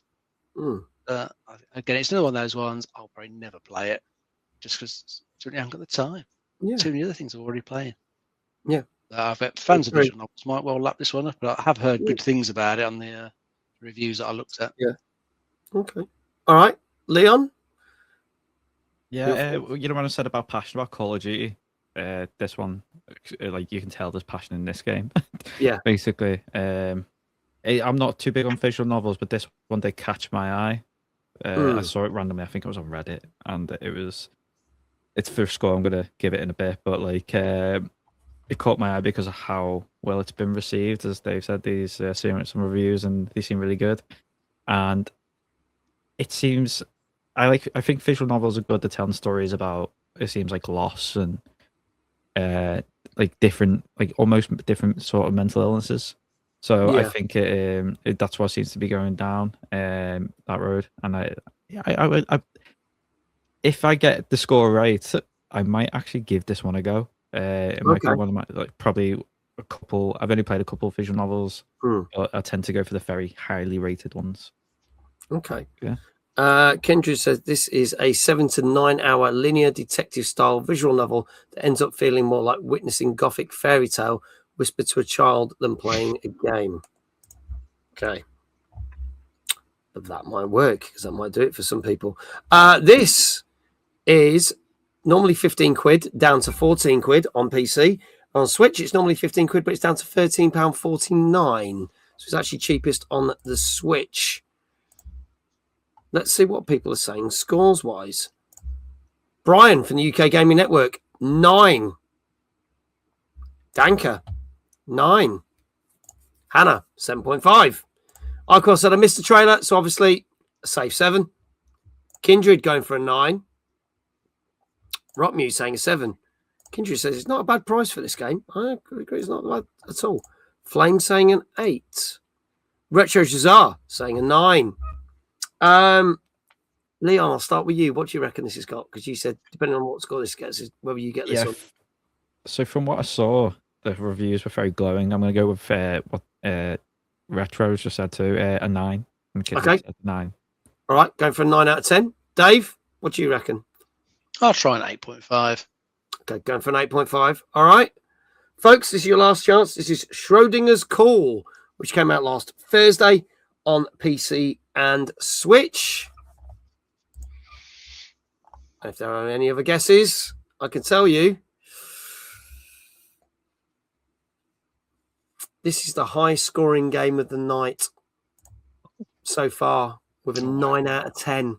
So this slightly beat Bond. There was more 9 out of 10s than what James Bond had. How cool is that? So well done, Leon. You get a shout out for, again, go check out Game Older Podcast. And if you haven't got your Timeless tickets, you can use the code OLDER26 to get 15% off all your Timeless tickets. Leon did not cheat. There you go. So congratulations to you for getting it right. Also, the links are pinned to the top of chat. Only seen 4 reviews and they were all a 9, said Brian. Not a game for me, though. There you go. Danker is now 5 for 6 on this. So there you go. Brian is now 4 for 6. There's those links. Go click them on. Click for them. Retro Shazar, well done. You got it right as well. Kindred, you got it right. And Danker and Brian, there you go. Congratulations to all of you.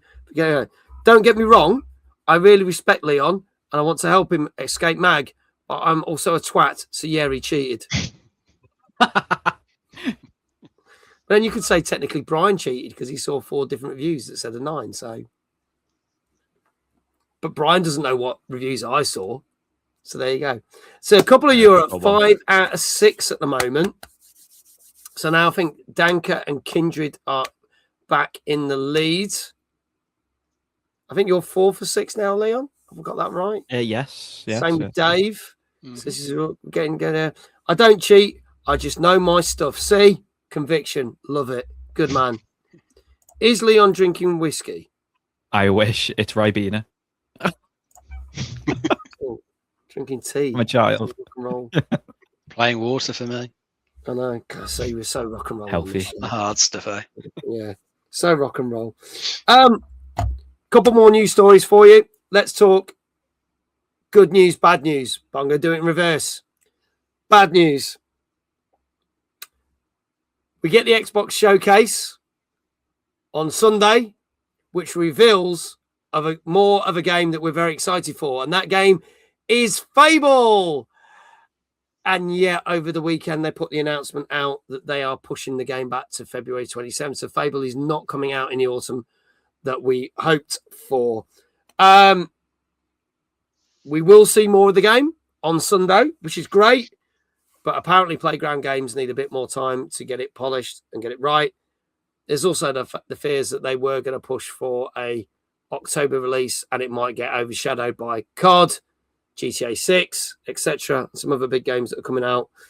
So they wanted to give it Xbox, in Xbox own words, wanted to give it its own time in the spotlight for February. But sometimes February can be one of the best months of the year because, look, we had Resident Evil Requiem and some other bloody good games come out during February. So I hope they planned it well because it could end up not doing so well in that respect. So, yeah, fans of Fable, you're going to have to wait. Poor Professor Stork, who was on this show nearly 2 months ago, as you know, has been posting a Fable story every day on social media until Fable's due to come out. So now she's got to do a couple more months of this. Oh, dear. She said she's committed to it, so she's doing it. But I was like, flipping heck. But there you go. There you go. I'm getting that way with throwing you cat links. Well, she's talking to Dave. I was like, what's that? Fuck Xbox. There you go. Anyway, let's delay GTA 6 and release Fable. I'd be quite happy with that. I'd rather play Fable than GTA 6. I'm not going to lie. I'm more excited for Fable. But potentially good news, fans of Baldur's Gate, it has been kind of hinted that we will be getting a Baldur's Gate 2 remake before we get Baldur's Gate 4. Now, we know that the team that made Baldur's Gate 3, Larian, are now working on the next Divinity Original Sin. So Baldur's Gate 4 is going to be sometime way down the line. But there have been speculative rumours that, and also PC Gamer kind of put a story out about this, that they are going to do a remake of 1 and 2 in a special bundle together at some point. However, Hasbro, who own the rights for all the Baldur's Gate games, have not made comment on this at all. So I would say take it with a pinch of salt. Lava Bean, good evening, says, nah, don't need a remake, fine with the original. That's fair. But maybe some people who've only just dived into Baldur's Gate 3 might want to go back to the original. Bearing in mind that the original games were brought out quite a long time ago. So it might attract people's attention to have 1 and 2 remade. Are they going to be made like the third game? Probably not, because of the fact that, you know, that system and that game is massive. Because as we know, Dave's been playing it for nearly 14 centuries. But we probably will get something that gives it a massive facelift. So out of those thoughts, pick one of them or comment on both of them. Your thoughts on Fable being delayed till February, or the fact that we might be getting a Baldur's Gate 1 and 2 remake. What are your thoughts there, gentlemen? Be interested to see what they do with some Baldur's Gate remakes, because I think there's already enhanced editions of those games available. So you can play them on modern systems and they still play pretty well. But I think for anyone who knows how Baldur's Gate 3 works, you wouldn't find the same game going back to these older ones. I think like Baldur's Gate 2, I think that was more of a bit more action RPG-ish from what I read, where the combat will just play out. It's not turn-based, but you can pause and issue commands like you could do in other things like the original Knights of the Old Republic. So it would definitely feel different, and it would probably take quite a lot to try and make it turn-based like Baldur's Gate 3. Yeah. So maybe they'll just do a bit of a graphical glow up to it and then release it, but sort of keep the main game as it is. It'd be interesting to see, but I can definitely understand why they're going to do it, because the Baldur's Gate name, it's done well the last few years. It's still Baldur's Gate 3 is still a game that a lot of people still play, still refer to. So there's a lot there in the name now. So why not remake the originals, make more money off the name? Just hopefully they'll turn out good. And just quickly on Fable. Shame it's been delayed, but hopefully the delay will just give me a bit more time to add some additional polish to it. Yeah, make it the best that it can be. So I don't mind waiting. I waited for James Bond, that had multiple delays. It got delayed, yeah. We've waited for many games that get delayed. GTA, many delays up to the the November release date. That should have been out by now. Hopefully, we'll be out in November. Yeah. So everything gets frigging delayed. It'll come out eventually. Just gotta hope it's as good as it can be. Okay. Well, we shall see what happens. Leon, your thoughts on any of those news stories? So I start with Baldur's Gate also. Obviously, I'd say it was Dave. I'm kind of wondering, because if it was more action heavy, obviously Baldur's Gate 3 probably introduced a lot of people to the D&D system, 2014 system. So I would see if they do rework it, that's a hell of a rework, isn't it? Because is it remake? If it's a remake, are they remaking the complete game with the turn-based combat to keep the same sort of flow?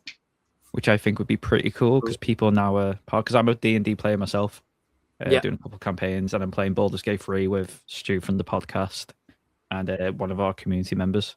So we're getting through that. So I'm quite excited, because I never got to play the originals, unfortunately. I think I owned them on GOG game, like Good Old Games. Oh yeah. I'll have to check that, because I always kind of forget what I've got on there, because it's so much I've picked over the years. So I'll give it a go. But yes, Chloe, I love a good D&D game. Went straight from one campaign to another. Curse of Strahd was the one we finished. We'll go into that. So, but I'm quite excited to see what they do. With the Fable one, talk about I'm kind of glad that it's not being released in November, because I think GTA would probably and Call of Duty and whatever will destroy the sales of it on obviously other platforms. And I'm actually finding the first quarter of the year to be even better in some regards the last few years. There was a time where if you released a game in February or March, the game over.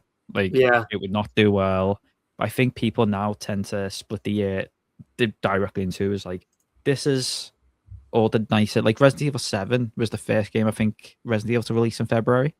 So I think they've started. It's not the days of when Ni no Kuni was released in February and it sold nothing because no one bought games then. During that time of year. So, and plus I am more excited for also Fable than I am GTA, because I was a massive Fable enjoyer.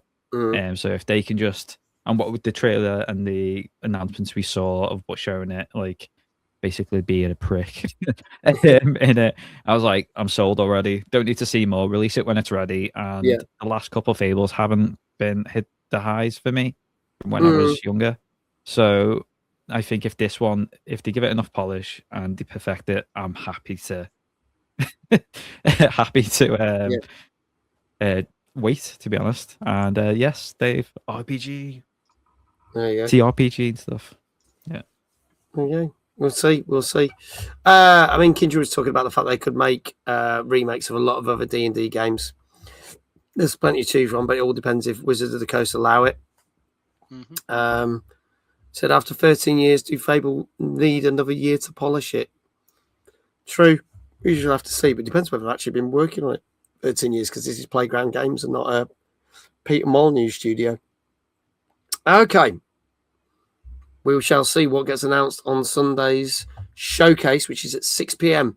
If you'd like to see showcases for Summer Games Fest, I can announce that I will be streaming live and officially co-streaming the Summer Games Fest with good old Uncle Jeff on Friday at 10 o'clock. Also, the Future Games Show and shows connected to that on the Saturday. And we will be doing the PC Game Show on Sunday. We will also do the Xbox Showcase as well, but I won't officially be co-streaming that because I ain't a big enough streamer to do that. But I've got the other 3. That'll do me. So 3 out of 4 ain't bad, but we will do a stream of the Xbox Showcase. So I'll be on at 10 o'clock on Friday, 8 o'clock on Saturday, and 6 o'clock on Sunday for 3 or 4 hours those evenings. And we will move on to our next couple of games. This one, something a bit different again. And I think Phantom might no longer be here, but if she was, she'd be going mad for this because normally this is for kids. But I know she loves this cartoon. This is the latest Bluey game. This is Bluey's Quest for the Gold Pen. This came out on Thursday for PS4, PS5, iOS phones, PC, Xbox Series X and S, Switch and Switch 2. Let's have a look at this.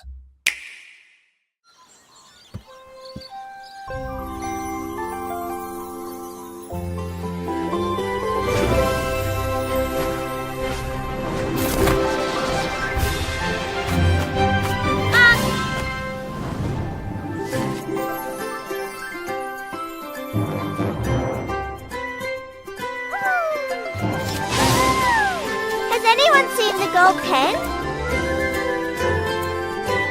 You mean this?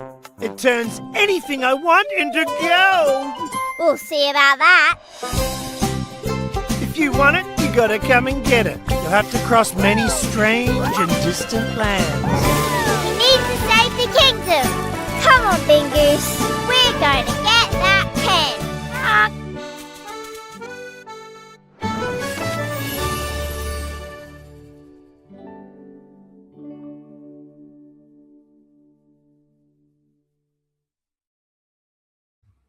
So I'm going to say this. When they brought out that last Bluey game, which really wasn't a game, and I had to bloody play it for a forfeit, for a sub goal, it wasn't really much of a game. It was just sort of like interactive thing, a bit like the Peppa Pig games.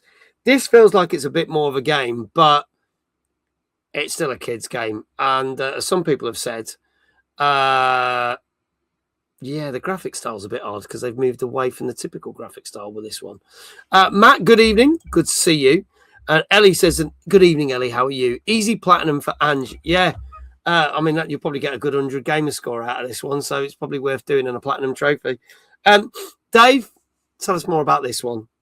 Yeah, it's a little family-friendly adventure game based on the TV series, and I think written by one of the original creators. Yeah. The art style that they've gone for in this, I think it's based on like an art style that was in a couple of the episodes from what I've read. I think the characters in the program drew in that sort of style, so they've used that for the game. So, and it's just I think it's meant to be just a little sort of exploration game with some bit of puzzle solving, little animated story moments thrown in there. Nothing too tricky or anything like that. Just a bit of fun for the kids or for the parents that have to play it for the kids. So I think probably like young fans of the series, they'll probably thoroughly enjoy it. Yeah. But most of the people, you might go for a bit of a quick gamer score.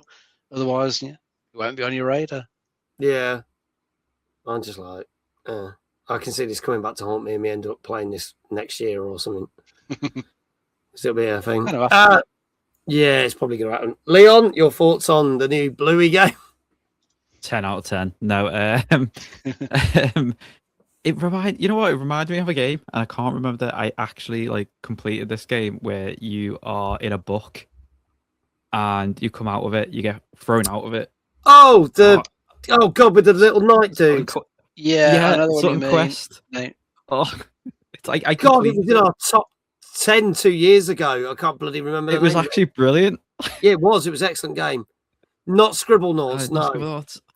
It's going to annoy me so much because I completed it. But kind of remind me of that game. Obviously, not to the detail of you coming out into a 3D world. Yeah.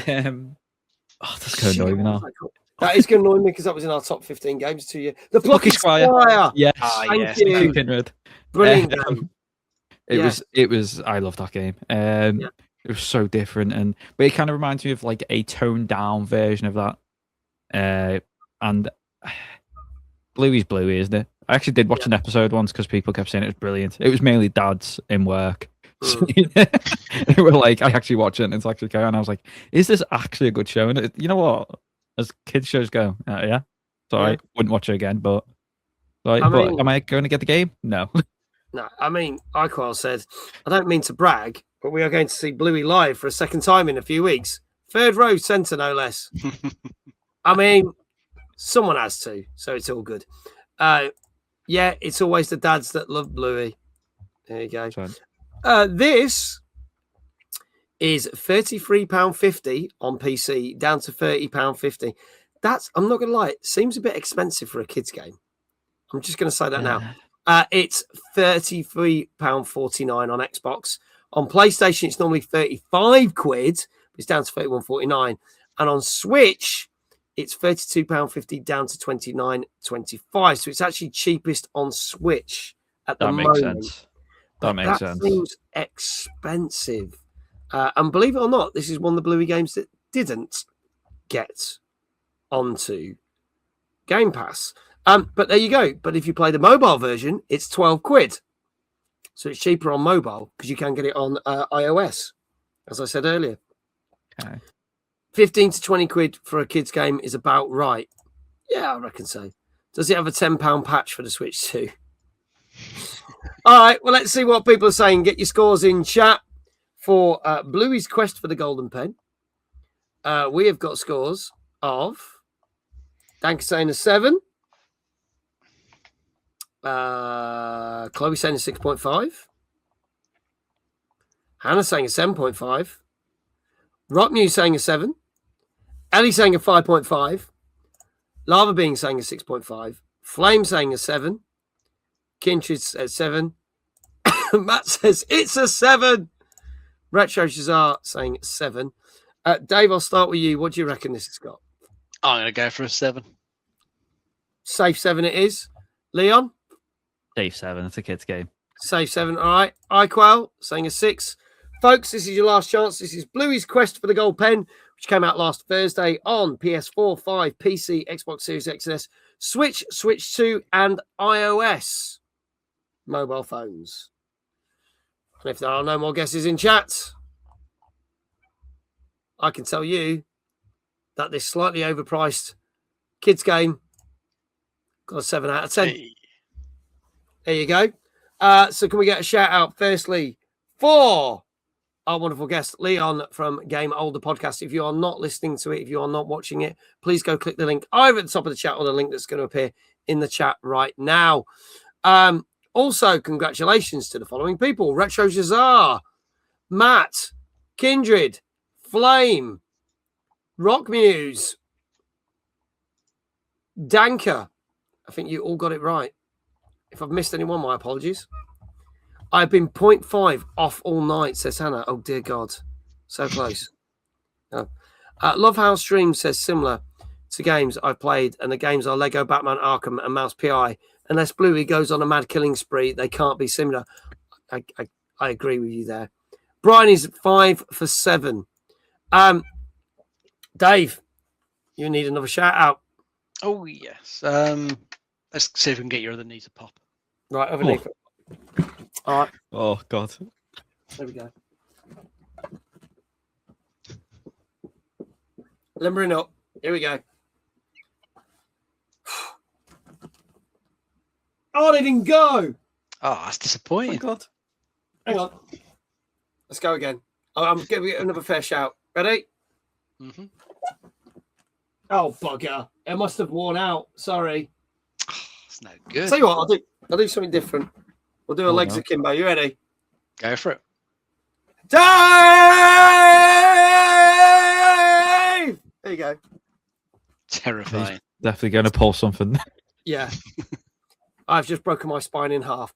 There you go. 7 out of 10. Congratulations to everyone. I was disappointing. What did I get? I was messaging my wife and missed the score. Ellie, you said, what did you say, Ellie? 5.5 was. Yeah, so that means you get nothing. because you didn't get it right. But maybe the 5.5 is the true score for that game. Let's move on to our final game of the night, ladies and gentlemen. This kind of came out of nowhere. It did get announced last year. And when we saw the trailers for it, had a big retro vibe. And it was like, this looks fantastic. This is made from the people. Yes, I was rude, Ellie. Thank you for noticing. Made by the people that did Shovel Knight. But nobody knew it was going to drop on Friday. This was kind of a bit of a shadow drop. It happened because there was no set date for this.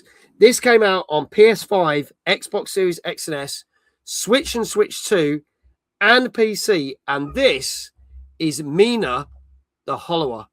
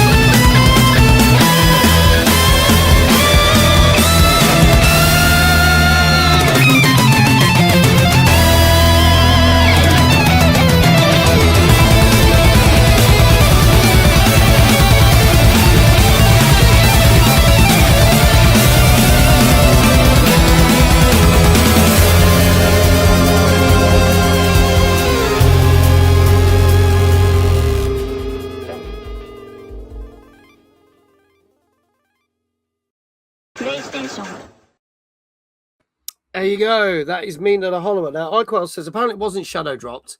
It was now announced a few weeks back. Date. I'll be honest, it wasn't on any of the lists that we had. So for us, it was just like a surprise announcement. And even at TwitchCon, people were like, "Oh shit, have you heard that Mino The Hollower has just like literally just come out?"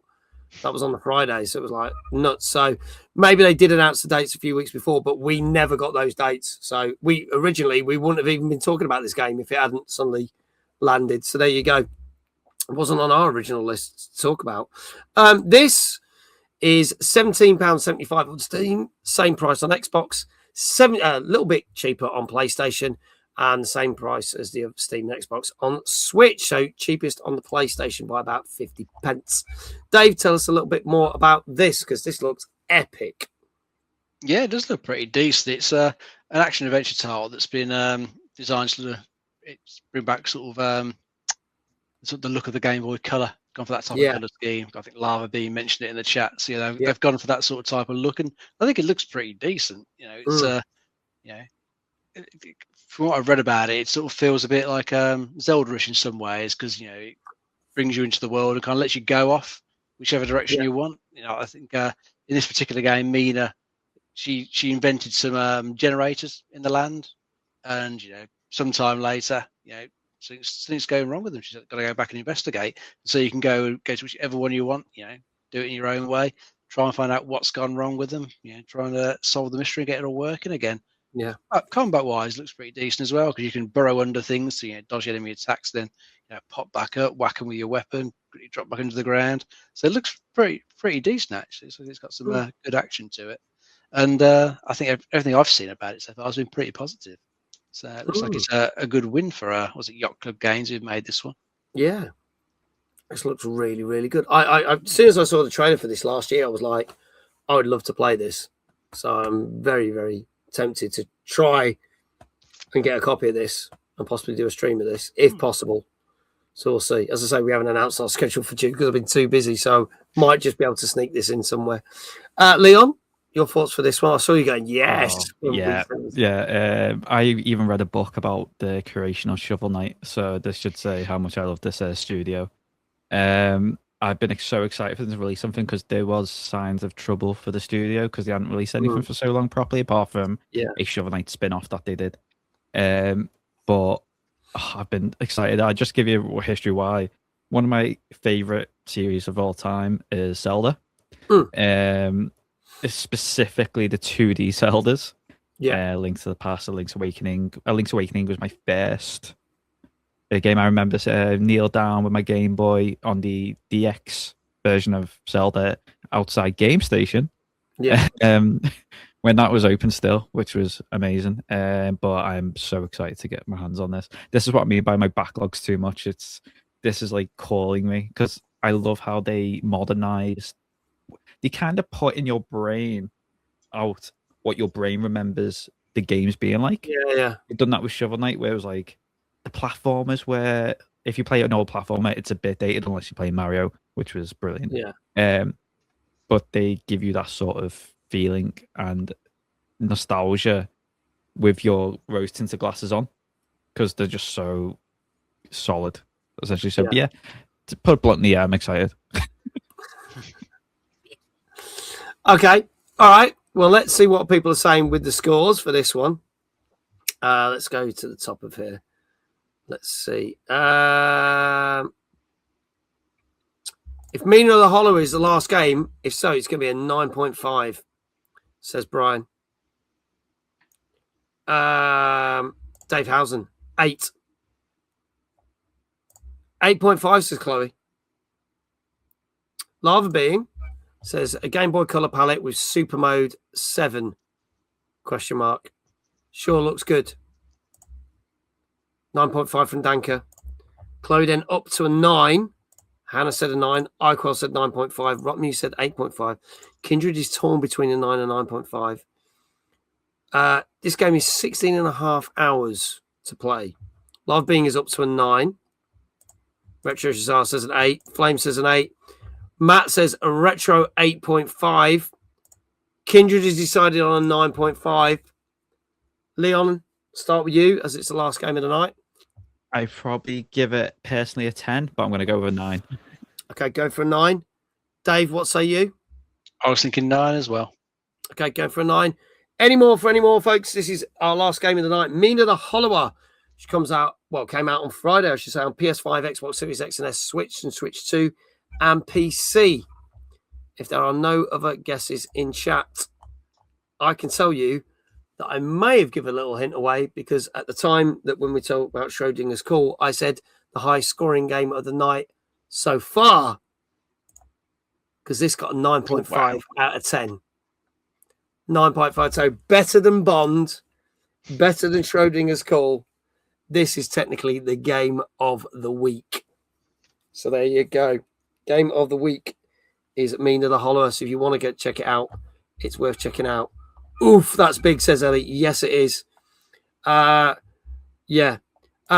says, I know some reviewers were rating it higher than Forza Horizon 6. That's how good it was.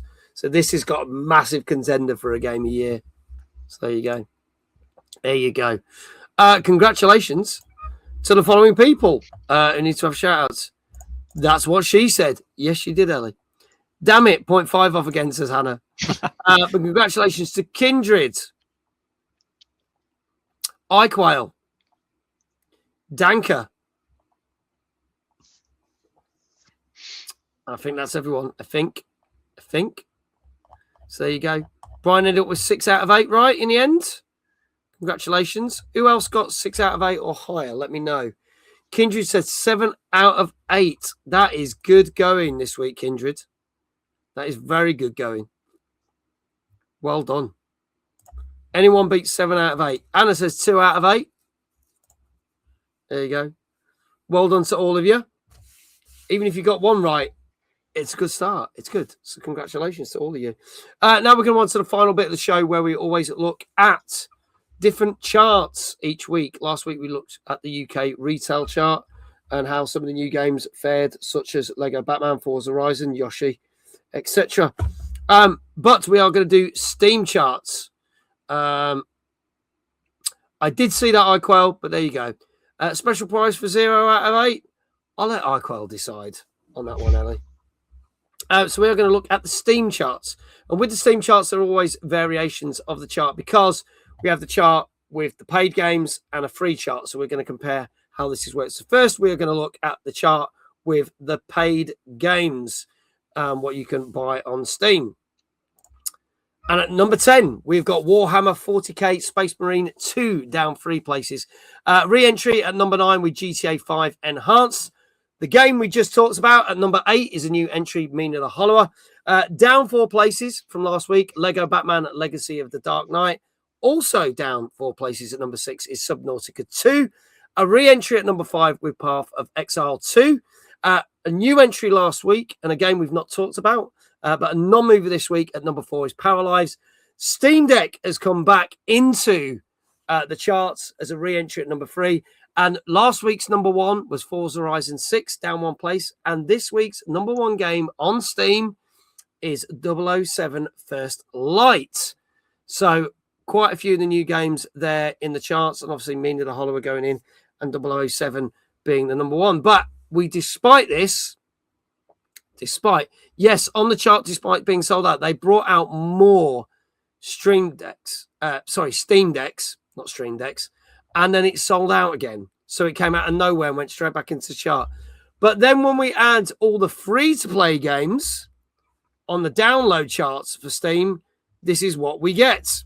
At number 10, Lego Batman Legacy of Dark Knight, down 6 places. At number 9, not moving anywhere, PUBG. At number 8, down 1 place, Apex Legends.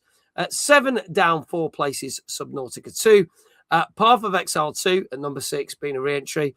At number 5, also Paralives, not moving anywhere because it re-entered the charts at number 5 last week. The 4 is the Steam Deck. I keep saying Stream Deck. At number 4 is re-entry there. Down 2 places because it was the number 1 game last week, Forza Horizon 6. 007 First Light being the new entry. And from number 2 back to number 1, and has been a number 1 game quite a lot this year, is Counter-Strike. So there you go. So adding the free games, that makes quite a bit of difference there. But still, your games like Lego Batman and Forza, 007, Subnautica 2, and I say a game that we haven't even talked about. It didn't even make our lists of getting talked about, but Paralives, which came out a couple of weeks ago, is in there as well. Any thoughts on those charts, gentlemen? I'll put the paid one back up for a minute. Oh, good to see 007 doing well in the charts. Yeah. It's interesting to see that the Steam Deck has got back in the charts and sold out. Even though it's had like a massive price increase this week. Yeah, it's like £200-300 more than it was originally, but clearly people still want it regardless of the price increase. So yeah, great. Yeah. Ellie says the Path of Exile 2 must have had a new season because it drops, hence why it's coming. We tend to see that, or if there's a sale on, things get back in the charts.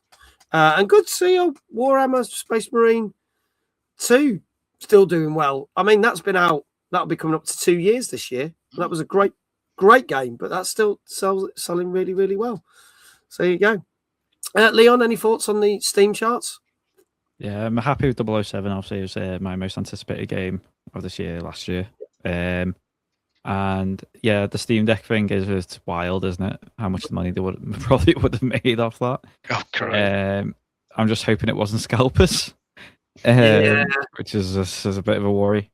And funny enough, Path of Exile 2, I hadn't really heard anyone in work play it until someone mentioned it today, so there definitely must be a new season. Because he was talking about getting back into it again, and I was like, oh, cool. And it's a game I've always seen, but it's just too time consuming. Yeah, I know Ellie plays a lot of it, so yeah, that's a big thing. See, Dank is saying, price to performance, it's hard to suggest picking up new. Pre-owned will be better on this occasion for a Steam Deck. Ellie said, it was epic on early access, but the last season was dire. Interesting. Path of Exile 2.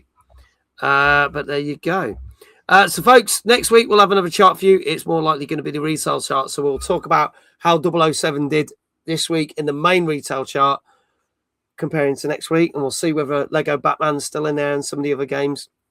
and how well it does. Plus any new entries that might be there as well. That, folks, is our show. Thank you so much to wonderful Leon for being on the show. We give our regards to Tom, who's hopefully off the loo by now, I hope. Get well soon, Tom. Bless him. Thank you again, Leon, for being such a great guest. I know, obviously, first time on this show, but not first time for Game Older podcast. It's great to have you here. There are the links again. Please do click the links. Go listen to them. When's your next show out? So we are going to be doing that one next. I'm trying to work out dates because of the way my shift patterns work. The next episode would be the 11th, but we previously released one on the 29th of May. So there's one up there also, which is my first time actually being the proper host of that because of how busy everyone else has been. So it's usually Heather, but it is me, and you know what? She usually keeps us grounded. Yeah, it's a bit unhinged, so it might be a wild one to get back and get into if that's the first one you go for. Because I speak about Timeless and that also, and paint myself just in all blue, wearing trainers, and going to Timeless just in that. So there's an image for you, Max. Bluey cosplay it is. There you go. Well, it's more Sonic with a little red shoes, but you know, it's going to be quite haunted. You gotta go fast. Damn. If you do nightmares, yeah. Oh, nightmares. You never know. You might actually win the cosplay competition. We'll see. There you go. Don't think it'd be legal. No. But if you want to go see if Leon does this and whether Tom will actually be off the toilet in time for Timeless, there is the link for Timeless tickets. And if you want to get a bit of a discount, you can use the code OLDER26 to get 15% off all tickets. Tickets are on sale now, folks. As always, thank you to my wonderful co-host who knows the most, always David Jones. There you go. We will be back next week with more games, more announcements. We'll be looking more than likely at the Gothic 1 remake, which comes out on Friday, plus some other indie games that are out. Danka says, gotta go fast is probably what Tom is experiencing right now. If he turns up as a cosplay, as sitting on the toilet, that would be brilliant too. As long as the toilet drives around the venue, that's great. Yeah, just like a mobility scooter with a toilet on it. Yeah. And every time it pushes it sounds like a horn. That'd work. That would work. There you go. Thank you to everyone who's been in chat tonight. And if you've been watching on YouTube and Twitch, greatly thank you. Thank you to the mods. Thank you to everyone for all the shout outs. Thank you for Kindred for posting the scores. Greatly appreciate it. We'll be back with another Tuesday night gaming chat next week. Tom can cosplay as Skibbity. Yeah. So there you go. Just a reminder, folks, streams for this week, a little bit different. Tomorrow, to celebrate that last month, 2 months ago, I should say, that iQuail was our community member of the month. He decided to pick a stream that everyone can join in. So he's picked 2 of his favorite games right now. So we're going to do half of 2XKO. So if you want to join in, it's free to play. Come and play. You can play it on PC, Xbox, and PlayStation 5. We're going to be playing half the stream of 2XKO. And then we're going to be playing some Mario Kart 8. So you want to join in for that. So we're going to be playing those 2 games because iQuail got to pick what games you want to play. Thursday, I will be playing, finally, 007 First Light, a week later than planned. Thanks, IO Interactive. Better late than never. But, I know, better late than never. That would be a good name for a Bond film, wouldn't it? Better late than never. If the code works. If it doesn't, I will fucking rage like shit on the channel. So Thursday at 8:30, we will be playing 007 First Light. And Friday, just before 10 o'clock, the Summer Games Fest opening night live. Saturday at 8 o'clock, the Future Game Show live. And Sunday from 6 o'clock, we will be doing the Xbox Showcase and the PC Gaming Show. 3 out of those 4s, I am officially co-streaming with the people from that. Can't do it with Xbox. Maybe one day, but we'll see. But we'll still watch it anyway. So join us for a weekend of showcases. On that note, let's go raid somebody. Let's see who's on, who we can raid. See now, I think I found someone straight away. Oh God, there's a lot of people on again. A lot of people on. It really does vary on a Tuesday night, I do say. But I think we should go raid someone else who I was also on a podcast with, who you might be familiar with, Leon, you might not. That is Game Matter. Oh yeah, I've heard. Yeah. We were on his podcast quite a while back. Not for dinner, no. Not for dinner. We raided him twice recently. Off to bed now. Good show. See you soon. Thank you, Brian. So let's see what Game Matter is playing.